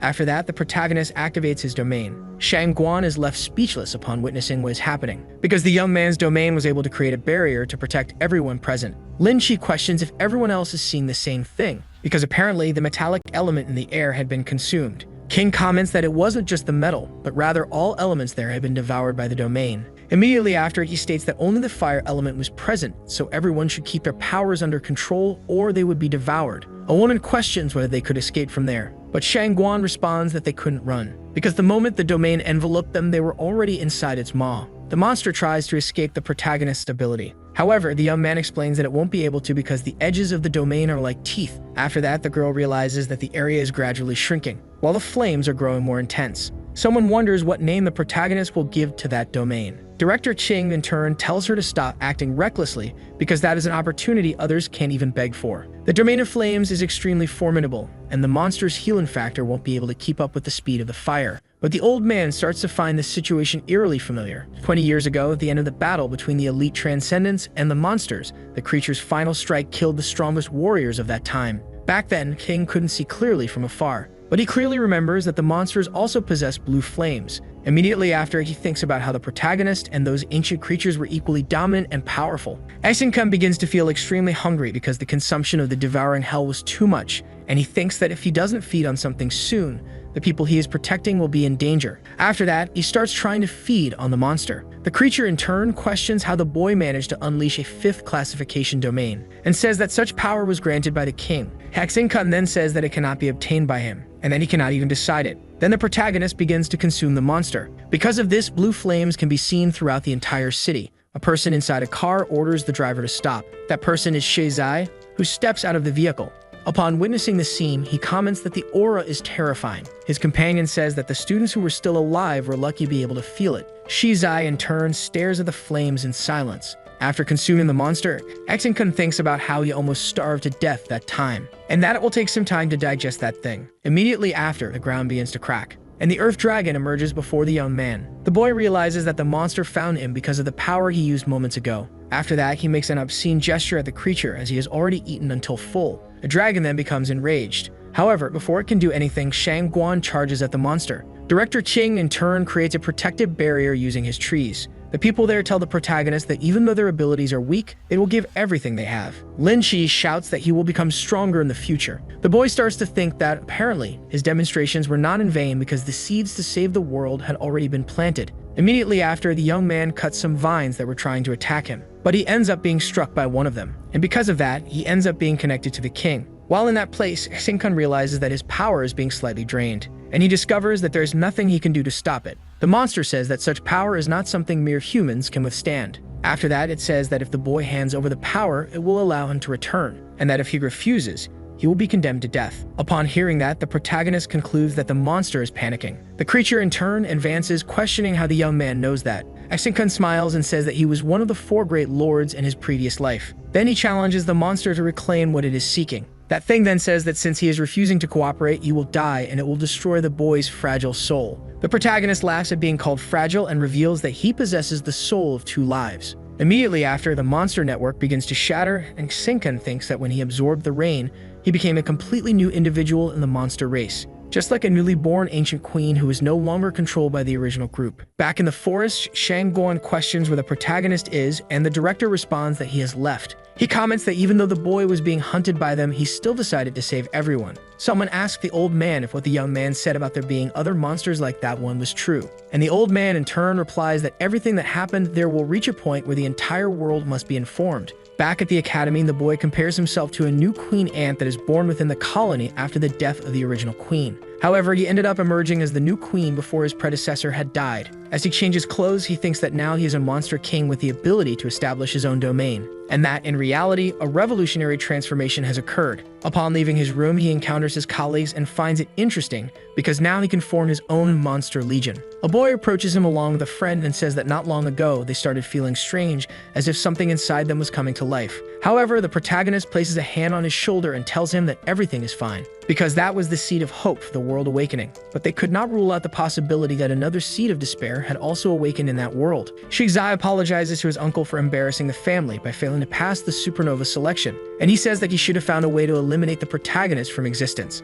However, his uncle places a hand on his shoulder and tells him not to say too much, and says that they could not have imagined that the boy would withstand the psychic explosion of a transcendent, and they must not forget the possibility that he's a blue flame. Immediately after, the man asks someone what she thought about the matter. He questions whether those were the characteristics of a blue flame. The woman begins to tremble and says that the flames were extremely powerful, capable of incinerating everything. After that, she comments that those flames seemed to be from an alien dimension because the aura they emitted was extremely strange. Upon entering, the girl becomes nervous when she notices the expression on Shizai's face. Then she says that the idea of that power belonging to a freshman seems absurd because it's not something that can be easily hidden. The man then says that he understands everything the woman explained, but still orders her to prepare, and upon hearing that, she becomes confused. And the old man explains that he had just received the news that traces of the blue flame had been found, so she'll be joining the pursuit team. After that, he orders his nephew to forget about that matter and focus on advancing his father to a 5-star transcendent, because that was the only way the family could regain control of the situation that had been disrupted by the appearance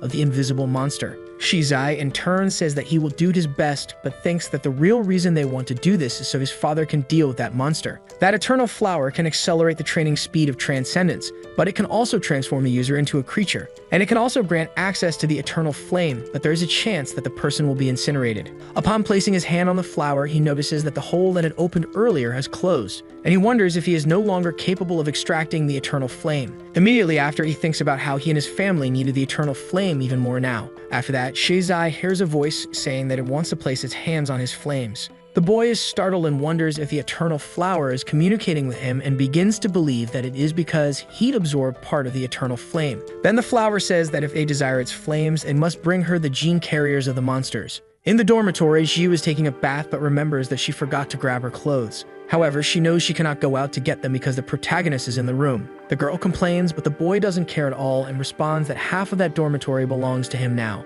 and she tells him that she forgot to grab her clothes. Hesenkun, in turn, tells her to go out and get them herself. After that, the girl gets irritated and asks the young man for help. He then uses his vines to hand her his own shirt since Jiu's clothes were at the bottom of her suitcase. As she gets dressed, the girl feels embarrassed and thinks about how wearing it makes her uncomfortable. However, her embarrassment fades when she sees that the protagonist didn't even look at her. Immediately after, the girl questions what the boy is doing. He then turns around, smiling, and says that he wants to inject his genes into her. Jiu gets nervous and asks what he means by that. The boy repeats his words, leaving the young woman embarrassed. She then says that he is talking nonsense. Ekinkan ignores her and moves toward the girl, saying that he will finish quickly. The girl gets irritated and uses her electricity abilities. The protagonist manages to dodge and thinks that the girl probably misunderstood everything, and because of that confusion, he almost got electrocuted. After that, he realizes that his thoughts are impulsive now, and that his current ability can grant rain to a creature in exchange for his monster power, but he decides not to test that on Jiu. Then he thinks that maybe it would be better to test it on a rat and see if it turns into a Godzilla.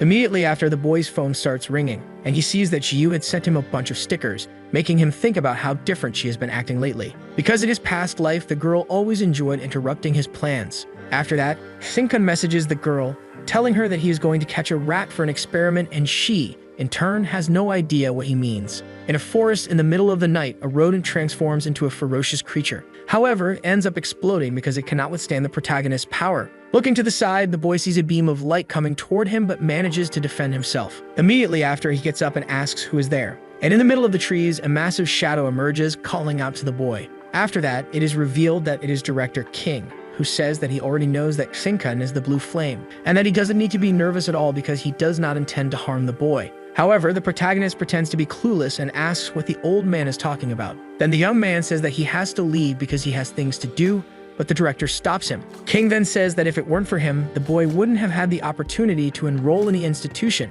and asks what he thinks about receiving something as appreciation for everything he has done. The protagonist turns around and says that he is not the blue flame the old man is looking for, but feels extremely honored to be having such an honest conversation. Immediately after, the director uses his abilities to make Shinkan sit down, and then he reveals that the teenager's muscle density is almost 3 times greater than that of an average person his age. The boy, trying to cover it up, comments that he didn't realize he was such a virile man. King, in turn, says that even though he is the director of the institute, he has always had a research project. Meanwhile, the protagonist uses the old man's magic to massage his shoulders. After that, the old man explains that he has always researched the monster gene carriers who possess a mysterious genetic chain. Some of his studies indicate that undeveloped transcendents have better mental faculties and display more vigor compared to ordinary people. And likewise, monster gene carriers exhibit the same characteristics. Their strength and metabolism are superior to those of normal people, and the more genes they have, the more evident these traits become. Immediately after, King says that according to the boy's medical exams, he possesses transcended genes. Then he reveals that he prevented him from being disqualified from enrollment and gave him the opportunity to participate in the final trial. Shinkan tries to leave and tells the director to send him the life essence fluid as promised. The old man comments that he saw some things being buried on the night the Fan family's laboratory was destroyed, and that it was probably the fluid, so he would retrieve it to share with him. Upon hearing that, the boy calls the man a thief. King tells the boy not to worry because he sees noble intentions in him and comments that the destruction of the laboratory was not a bad thing. Then he says that if other people found out he had those genes, it would certainly force him to have a tracker implanted and to cooperate with experiments. The director then reveals that he asked Shang Guan to cover up the fact that he was out on the night the Fan family's laboratory was destroyed. And he also asked Lin Shi to cover up the appearance of the blue flame around Nan Yu, and for now, the exterminators will not investigate the institute any further. After that, King says that 5% of the people in the world are carriers of monster genes, and all of them are being monitored, because others fear that they will transform and lose control of themselves. Then the man asks how the boy is able to control his genes. However, Shinkan continues to insist that he is not the blue flame. The director in turn says that they need to find a way to control those genes or else everyone around them will end up getting hurt. Upon hearing that, the young man says that the blue flame may have a way to help control monster genes. However, from a human perspective, it might not be a good thing and could end up causing panic. The old man questions how something like that could happen. After that, the boy asks what he thinks monsters are, and the old man replies that he believes they are a new group that they still do not fully understand. Then Shinkan explains that all monsters are like an ant colony, and the blue flame became the king of another colony by coincidence. Immediately after, he says that, in fact, a single ant is not scary at all unless there are 5,000 of them. King is shocked to realize that the boy's plan is to become the king of all gene carriers. After that, he tells the protagonist that he is being placed in a difficult position and cannot make that choice. But he says that he will support him in whatever the young man thinks is best. Upon hearing that, the boy smiles, and he jumps on top of the director, saying that the blue flame is probably interested in taking the Monster King's subordinates. In the laboratory, Shizai orders that gene carriers be gathered in a room. The young man, in turn, thinks that this is the perfect place to meet with the Eternal Flower. Immediately after, the plant appears on the ceiling, and it ends up frightening the boy's companion. After that, the monster begins to consume the people but says that they are still not enough, and that they are too weak because they cannot withstand its power. Then it says that it needs a body capable of enduring its strength in battle. The plant then states that once they do that for it, it will grant them greater power than they have ever had. Shizai decides to accept the creature's orders, and his companion wonders why his young master is making a deal with that monster. Shinkan tries to sneak back into his dormitory without making noise but ends up getting caught. Zhu asks what he has to say for coming back so late, and the boy asks if she would believe him if he said he was having an honest conversation with the director. But the girl doesn't seem to believe him much and starts hitting the protagonist, saying that she will only stop when she is satisfied. Immediately after, she stops and says that she will let the boy do whatever he was trying to do before. And she comments that since the boy doesn't know how to explain things, she will take the initiative. However, before she can do anything, the boy uses his tentacle to inject something into the girl.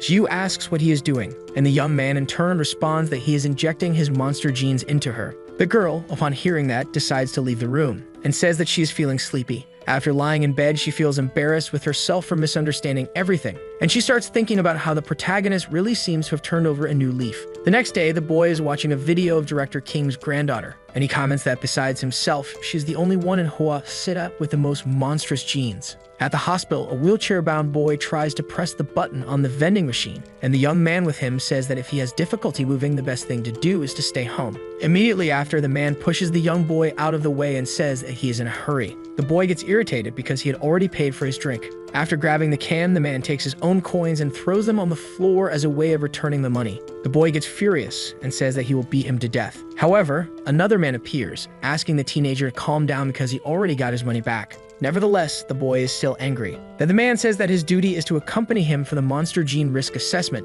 so he cannot allow the young man to get into trouble. Upon discovering that the man who took the drink says that such aggressive behavior was already expected from a monster. After that, the man turns around and comments that that kind of person is a waste of social resources. But before he can leave, an explosion almost hits him. Then Gong Xiao appears, punching the wall. The man who was with the boy says that, as class president, the girl's duty is to set an example and not cause more trouble. The girl, in turn, smiles and responds that she was just retrieving her colleague's money. Seeing that the boy in the wheelchair is left speechless. Immediately after, Gong Xiao punches the wall again to return the coins that the man had thrown on the floor, and she says that there were still more that he had dropped at her friend's feet and questions whether he would pick them up willingly. Frightened, the man says he will pick them up immediately, and she then grabs the drink that belongs to her friend. She introduces herself, saying that she is the person with the most monster genes in Hoaxia. After that, she reaches Yang and tells him they should leave quickly, or they would be late for the test. As the girl pushes him through the corridors, the boy says that carriers need to stay calm to reduce the chances of turning into creatures. However, he comments that he cannot do that and that he will probably be equipped with a security collar by the end of the day. And then he will no longer be able to hide his identity, and if he ever loses control, his collar will instantly inject lethal poison. But instead of consoling the boy, the girl says that this is a good thing. She gives the example that when he rides the subway, people will clear the way for him to pass. Then Gong Xiao tells the boy not to think too much about it because she believes that one day scientists will find a way to control monster genes. In the dormitory, the protagonist tells Jiu that he's going to meet the person who currently has the highest number of genes. However, the girl says she will go with him. In the elevator, a young man asks if the class president is nervous about the risk assessment, and to reassure her, he comments that he believes they won't have to use the security collars like last time. Jiu comments that apparently the protagonist likes women with white hair and purple pupils. The boy asks if she was trying to say something, but the girl avoids the topic, saying that their bus was taking too long to arrive. ActionToon in turn responds that the vehicle's delay is indeed strange. Immediately after, the young man begins to sense a strange smell. Then a masked man appears, driving the bus, and says that he has already spotted the target of the assassination mission. Stating that, the young man tells Jiu that there is a 4-star classified transcendent inside. After that, a gauntlet appears on his hand, and he uses it to tear a piece of metal from a bar, and he hurls it at the vehicle, which ends up cutting it in half. The driver wonders how the protagonist is using only a small amount of power to condense a large quantity of simple iron elements together. Then the man jumps out of the bus, admitting that trying to kill his target by running him over was unrealistic, so he will have to go all out to complete the mission. And he thinks that this is the perfect moment to test the new abilities he gained from the Eternal Flower. But before he can do anything, Sinkun strikes him on the head. The assassin is surprised and wonders how that young man is considered only a 3-star. After that, the boy comments that his glove feels like an extension of his own body, even though it is still not comparable to his own genes. Then the young man calls the director, informing him that he has just eliminated an enemy who is clearly not a good person, and asks if he can take care of it. However, he requests that before that, someone be sent to take him to the hospital because he suspects there might be some commotion there. ActionToon tells his companion that the assassin is probably a fanatic of the Fan family, so handing him over to Sing might help uncover something. Immediately after, he begins thinking about the hospital because in his past life, he was also there, but at that time, nothing important happened. However, this time he has a bad feeling. A doctor tells Gong Xiao that her current strength is 3 times that of an ordinary person, proving that monster genes have begun to significantly affect her body, and says that she cannot allow her to walk around without a security collar. After that, the girl says that she will be fine as long as her device is activated. As she leaves the room, she receives a call from her grandfather, asking if she passed the danger assessment. And the young woman responds that she failed to pass, and the old man, in turn, comments that his granddaughter is very carefree but says that everything will be fine, because someone is coming to visit her, and she may end up being freed from the monster gene collars. And he only asks that the girl cooperate, but she, in turn, questions whether it isn't just a shabby place. Immediately after, Gong Xiao says that someone might need that place more than she does. King, in turn, says that his granddaughter's situation is already extremely dangerous, and that she needs that place more than anyone else. And he explains that if something happens to her, he won't be able to face his deceased daughter. After that, the young woman says that her grandfather's lifelong reputation should not be tarnished because of her. Before the old man can say anything, the girl hangs up the call. Then the director speaks to himself, saying that the protagonist must make sure to choose her. Yang feels uncomfortable while wearing the collar, and the scientists try to calm him down because if he keeps touching it, the needle with the lethal poison could be activated. Before the discussion continues, the boy is informed that his sister is calling, and he, in turn, asks everyone to remain silent. Upon answering the call, the boy says that he passed the danger assessment and that he arranged to watch a movie with some classmates. A girl arrives in front of the facility, and she starts a live stream filming the place. However, after that, the ground of the area starts to crack, and the girl realizes that the hospital is sinking deeper and deeper into the ground. Then the young woman starts hearing screams calling for Yang. She begins to worry because the rock walls are collapsing, and with that, the hospital would end up being buried. There are still people inside. After that, the young woman uses her abilities to prevent the stones from hitting people. However, she ends up getting trapped along with the civilians. A young man says that they don't need to be afraid because the exterminators will protect them. The girl tells the people to leave quickly because there is another important place she needs to be. A young man says that it would be safer for them to stay together and asks where the girl is going. She, in turn, responds that she is heading to the 18th floor. And the boy says that only abnormal monster gene carriers are there. After that, he says that probably everyone there is already transformed into creatures. The young woman then says that Yang can handle the situation. Immediately after, they begin to hear a noise coming from a woman's neck and become afraid that she might be a gene carrier. The boy approaches the girl and tells her that it is his responsibility to eliminate the monsters. And she says that she will do it only if the girl loses control. Her companion tries to calm her down so that she doesn't lose control. But it's no use because the woman ends up transforming. Everyone is frightened because her boyfriend is also a creature. But before they can harm any civilians, the girl eliminates them. And she says that she will help people find a way out and tells them not to worry because the rescue team will arrive soon. In a car, someone says that for the institution's director, he is quite slow, and they will arrive at the destination too late. King tells the protagonist that they have received information that the hospital has collapsed, and that it was a large-scale land collapse, causing the entire place to be sealed underground by rocks, along with some gene carriers. Immediately after, he orders Xinkan to take charge of rescuing the institution's students. The boy, in turn, starts thinking that something is definitely wrong, but he decides to accept the mission. However, he requests that the members of his team meet him. In the cafeteria, Sheng tells his sister that he can't stop eating, and that even if he eats until he bursts, he still feels hungry. Xiao Tao says that she also had that issue but drank a life essence liquid, which alleviated the hunger. The boy then says that he remembers someone stealing his life essence fluid, and he says that he is going to get it back. However, his sister comments that he is much stronger now, so he should be careful not to accidentally kill someone. Immediately after, a boy appears in front of Sheng because he wants to say something. And then he says that his colleague needs to leave the protagonist's team. But the boy says that he is too hungry to listen to that. Sheng approaches a boy, questioning whether he is going to return the life essence fluid. However, his colleague refuses to hand it over. And then the young man prepares to land a blow on the guy who doubts that he can get past his shield. However, Sheng easily breaks through the boy's defense, and he is surprised by the increase in his strength. After that, Shang Guan appears calling for Xiao Tao and her brother, because the protagonist wants them to join his team. The boy is surprised to see that the two siblings are going on a mission with such a powerful person. Gong Xiao tells the scientists to relax because she and her friends will not turn into monsters, and the man tells them not to forget that they are all ticking time bombs. Because after all, every patient on that floor is a gene carrier, and if someone gets bitten, they will also turn into one of those things. And there are also some staff members who are very valuable to society. Then the scientist says that if it were up to him, he would kill them all to eliminate any future threats. Gong Xiao scowls and says that is way too extreme. But she ignores all of that and goes to tell Yang that now both of them have those security collars so they can ride the subway together. After that, she tells the boy that he should show some passion, because there will always be people who love them as long as the sky doesn't fall. However, the girl's speech is interrupted by an earthquake. Immediately after, everyone begins floating due to the lack of gravity. But soon gravity returns and the debris starts falling on everyone. However, the scientist saves them all and says that at that moment, they are all extremely dangerous. Gong Xiao tells him to relax and not let it affect him, because his prejudice will make him lose the focus he needs. After that, a monster attacks the doctor from behind, and the entire group watches as he gets devoured. Then they decide that they need to get out of there immediately because that monster will evolve as soon as it finishes its meal. However, the glass and doors on that floor are bulletproof and the nurses are armed.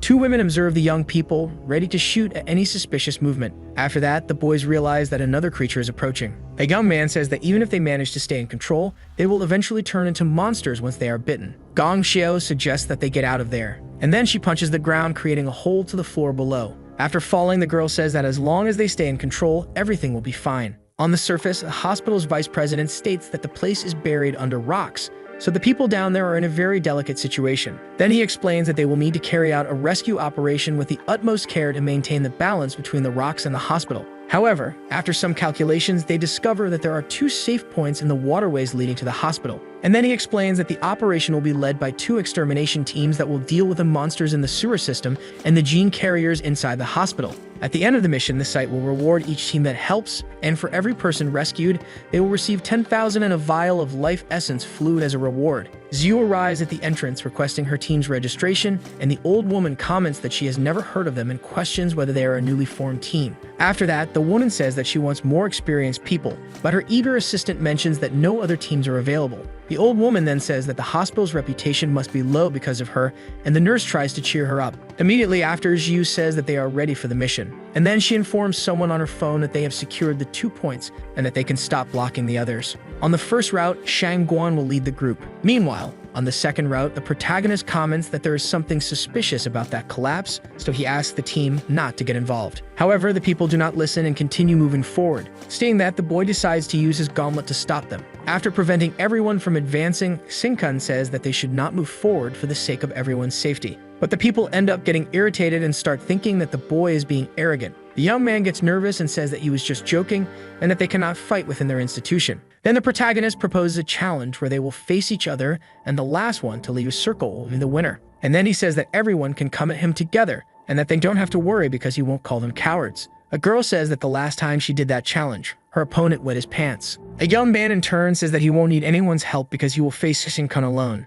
After that, he says that the boy is using his transcended power as a core to condense a large amount of iron into his sword. However, bigger weapons aren't always better, so every time he does that, he ends up consuming a lot of his power and won't be able to last long. Immediately after, he warns the protagonist to be careful because his sword is indestructible. The young man then thanks him for the advice. However, he reveals that this is the only move he knows and that he hasn't had the chance to learn other techniques yet. And now that he has the genes, he just wants to see what kind of massive weapon he can create using all of them. Seeing this, the man is surprised when he notices that the weight of the sword has cracked the ground. Everyone is astonished to see the young man holding his weapon with sheer brute strength. After that, Xingkun asks with a mischievous look if his opponent is ready. The man wonders if the boy is actually planning to hit him with that gigantic weapon. The boy comments that even though the sword is massive, it is still difficult to wield. Immediately after, the young man decides to take the initiative in the battle. However, his attack doesn't even leave a scratch on the weapon. Xingkun, in turn, with a simple swing of the sword, sends everyone near him flying, and the protagonist is amazed by the power of the weapon. The people get up unharmed but comment that it was pretty embarrassing. Meanwhile, the boy keeps swinging his sword back and forth, saying that it's perfect for the circle game. A girl gets irritated by the situation and says that she will destroy him. Half an hour passes and the protagonist says that he has significantly improved his skill and that now that the dust has settled, he's taking a break. Then the young man thanks everyone and says that next time he will repay them with an incredible surprise. The others in turn stare at the boy, wondering what kind of trouble he is planning. A loudspeaker announces to the hospital survivors that the exterminators have begun the rescue mission, and it asks those in danger to find a safe place to wait for the rescue. Inside a dark room, Gong Xiao asks her companions to stay silent or they will be found by the monsters. After that, she says that they just need to wait there until reinforcements arrive, and that there are many guards in that place, so they only need to eliminate the creatures outside. However, she starts to wonder why she hasn't seen any other security personnel besides the one escorting them. The boy begins to sweat and comments that maybe things have gone wrong, but the girl tries to calm him down, saying there's a chance the guards are just late for their shifts. Immediately after, everyone hears a roar coming from behind the door. However, Gong Xiao comments that apparently whatever is in the hallway has no idea they are hiding there. But one of the boys begins to lose control,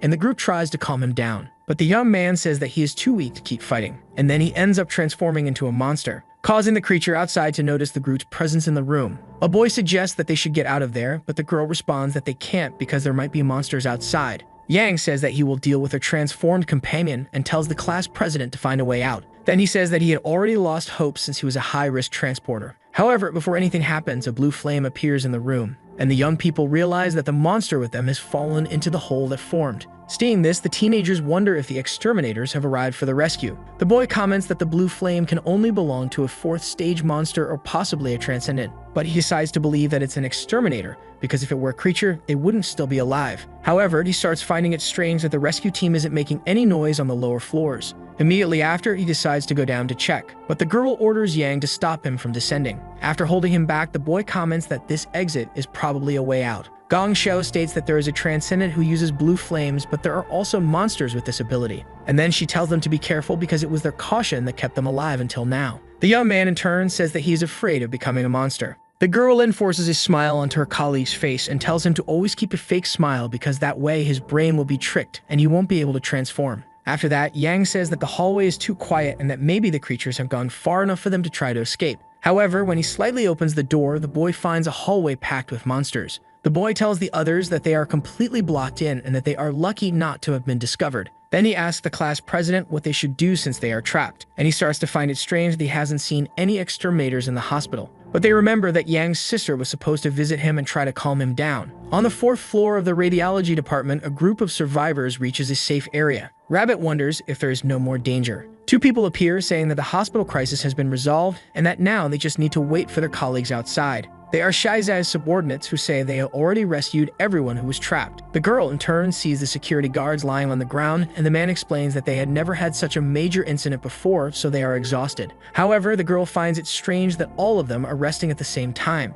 Immediately after, the man tells the young woman to rest too as they are already there. Looking into his eyes, the girl realizes that this is a mind-influencing ability. Rabbit says she doesn't need to rest and asks if they have already rescued the people on the 18th floor. The young man's companion explains that the floor is currently inaccessible because the 15th floor automatically locks in any dangerous situation, but they shouldn't worry because everyone is probably in their rooms. The girl, in turn, questions what they are going to do about the medical team, and the woman then says that they won't be prioritizing those people. After that, she asks if the young woman is planning to go to the 18th floor. Rabbit says that she will look for a way around from the outside. However, Shaizai's subordinates don't like the girl's decision at all. At the exit, someone says that they had already warned that stabilizing the collapsed structure with Transcendence powers would take an hour. But the old woman says that those trapped underground are at risk, so the sooner they are rescued, the better. However, the man gets irritated and says they cannot proceed without proper preparation. Then he shouts at the woman, telling her not to interfere anymore. ActionToon steps into the middle of the argument, questioning whether the man will take responsibility if someone dies because of the slow rescue.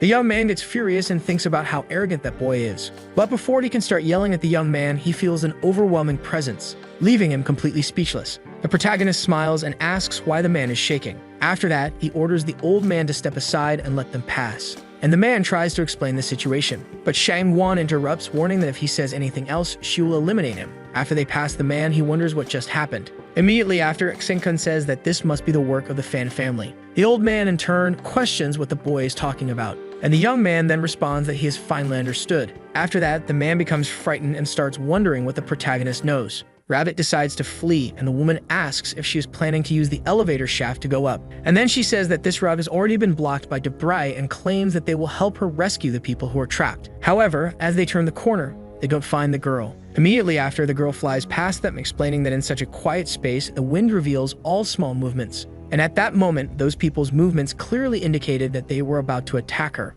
Rabbit asks what they did to the security guards and what they are planning. But the young man uses his psychic explosion ability, causing the girl to feel an intense headache. The girl is scared because those people are actually trying to kill her. After that, the woman tries to strike the young woman with an attack, but she manages to dodge it. Rabbit realizes that if she were hit by that attack, she would definitely be destroyed into pieces, and that the young man is also a 4-star transcendent, making her wonder where they came from. Immediately after, the guy uses another of his psychic attacks. His companion says that she will take the chance to land a hit on the young woman. Upon receiving the attack, Rabbit is seriously injured. The woman says that she will destroy her in a way that makes it look like a monster attack so that no one suspects anything. But before she is finished off, the girl uses her wind abilities to fly away. The young man orders his companion to go after her, but she hesitates because that area is sealed off by young Master Fan. However, he says that if their boss's plan is disrupted, they will be in serious trouble. As they walk through the tunnel, the woman wonders what her master's plan is. After that, one of them steps on some tree roots. But the man says they just need to find Rabbit, and the woman,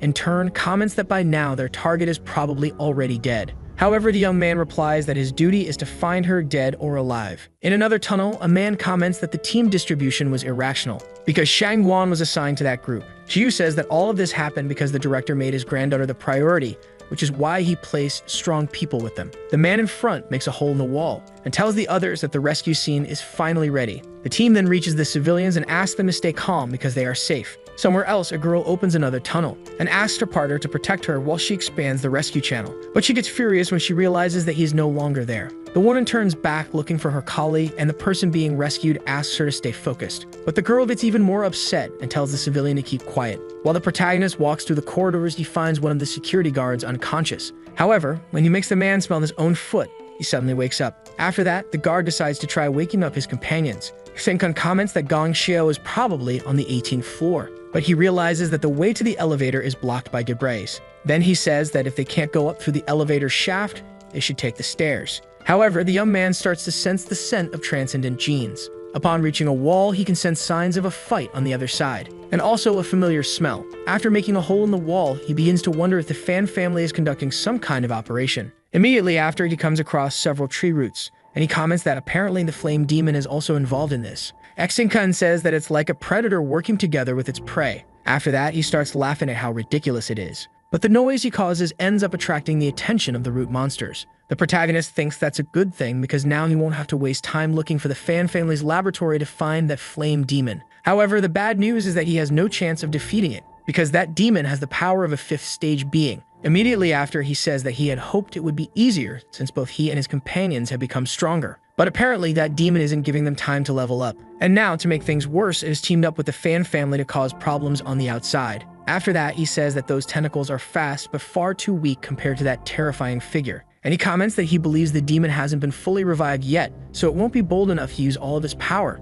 Immediately after, he uses his abilities to defeat the vines and comments that their master doesn't have enough power to take on the world. And then he realizes that the demon hasn't fed on the security personnel yet, and that it is probably looking for something more special. After that, he concludes that it might be after Gong Xiao and the monster gene carriers. Senkun says that transcendent powers can no longer cause substantial damage, so he decides to try his 4-star monster form. Immediately after, the protagonist undergoes a transformation that turns his hair blue, and with just one movement of his arm, he lands a powerful attack on the creature. The young man starts laughing and says that apparently the monster cannot stop him. However, another monstrous vine appears, and the young man wonders why there are so many of them. But he manages to dodge and says that he needs to find a way to avoid all those tentacles and head straight for the 18th floor. After that, the young man starts passing through walls, and says that if he continues at that pace, he will end up getting lost.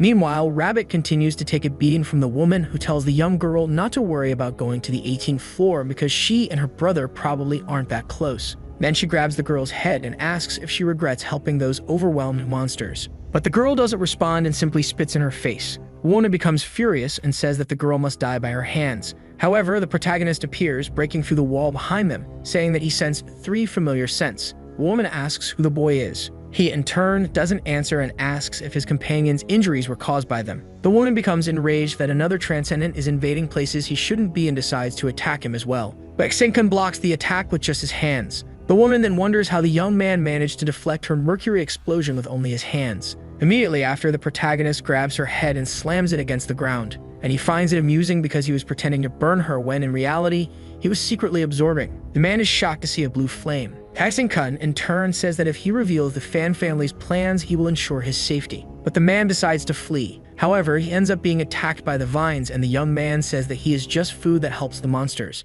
After leaving the area, the protagonist tries to wake up Rabbit, who had fainted. The girl wakes up, saying that she's fine, just a little embarrassed. Then she asks if every time she's in danger, the young man will descend from the skies to save her. However, the boy kills the mood by dropping her on the ground, saying that she's just talking nonsense and asks to be taken to the 18th floor, suggesting that she used the same technique she used in the forest to make them fly. Rabbit, in turn, says that her arms are broken, so she will have to use her legs, but the protagonist must carry her the whole time. The boy says that apparently the girl is strangely enjoying the idea, but he decides to accept the conditions when he realizes that monsters are approaching. And then the girl quickly uses her abilities to make them levitate upward. Senkun uses his strength to help them pass through the floors, and he comments that from the looks of it, those creatures are all over the building. Immediately after, he thinks about how his companion managed to infuse countless wind elements throughout the upper space. allowing them to find the ideal route as quickly as possible. After that, the girl says that she used a lot of energy avoiding those two, but she promises not to collapse until she rescues her brother. The protagonist says that he will give her a boost,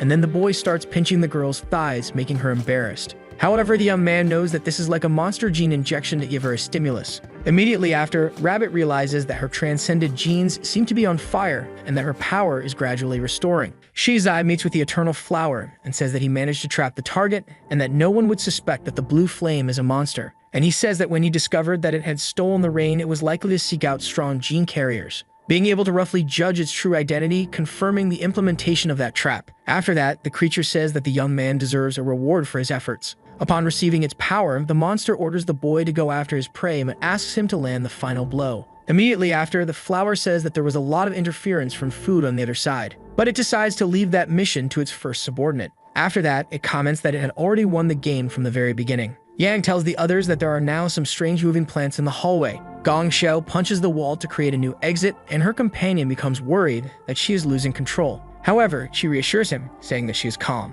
But with a hole in the wall, some of those monstrous vines begin entering the room. The boy says that it's the same plant he saw in the hole in the ground, and the girl comments that it looks more like a tentacle that will drag her to hell. Then the group wonders where those things came from. Yang says that they can't escape through the door because there are still monsters in the hallway. After that, Shizai appears among the tentacles. The young man is relieved because he believes he is there to save them. But then the boy starts laughing, saying that he didn't come to help them, and the young man says that it is his duty to save civilians. However, Shizai says that those teenagers don't deserve to be saved because they aren't even human. Immediately after, he asks who would go through the trouble of rescuing them, and then he fires at the young man. Afterward, he uses his vines to trap the remaining boys. But Xingkun appears, breaking through the wall of the room. Seeing that, Shizai says that he finally understands why he lost to a child the last time. The protagonist begins to think that his opponent has truly seen through his identity. After that, Shizai lunges at the duo using his mutated arm. Rabbit is frightened and wonders what his powers are. However, the girl is suddenly thrown by the boy, who orders her to find a way to save the people. The girl then reaches her brother,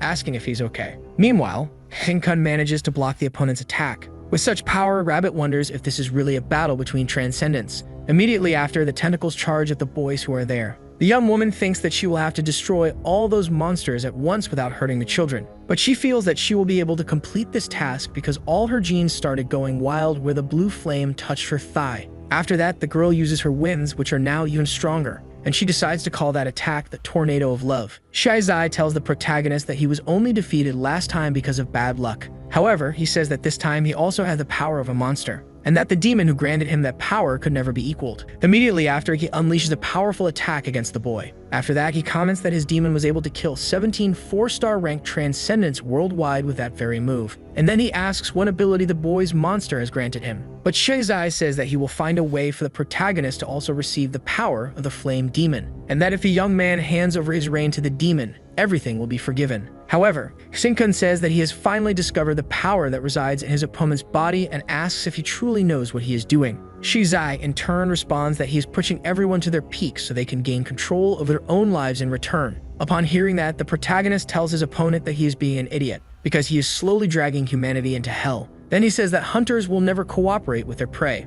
Xingkun then charges at his opponent, saying that he is acting like a slave to a monster. After that, he pierces Shizai with one of the bones from his arm. The young man, in turn, says that he doesn't mind being a slave to the creatures as long as he continues having that power. Immediately after, he attacks the protagonist, saying that he is saving the world and thought that he would understand his feelings. And Xingkun responds that he doesn't like to degrade himself. After that, the boy manages to break through his opponent's attack and land a direct hit on his face. The young man tells Shizai that he's going to end up dying because the monster's power in his body is devouring his transcended genes. Then he says that he can remove it from his body, but the young man refuses to return to the human side. However, Xingkun decides to remove it anyway, causing the young man to become furious for making him lose his powers. Shizai then commands one of his plants to attack the protagonist from behind, and he compares him to a fish that has fallen into a trap. So the video ends here. If you don't want to miss the next part, activate the notification bell, and see you next time on Tob's channel.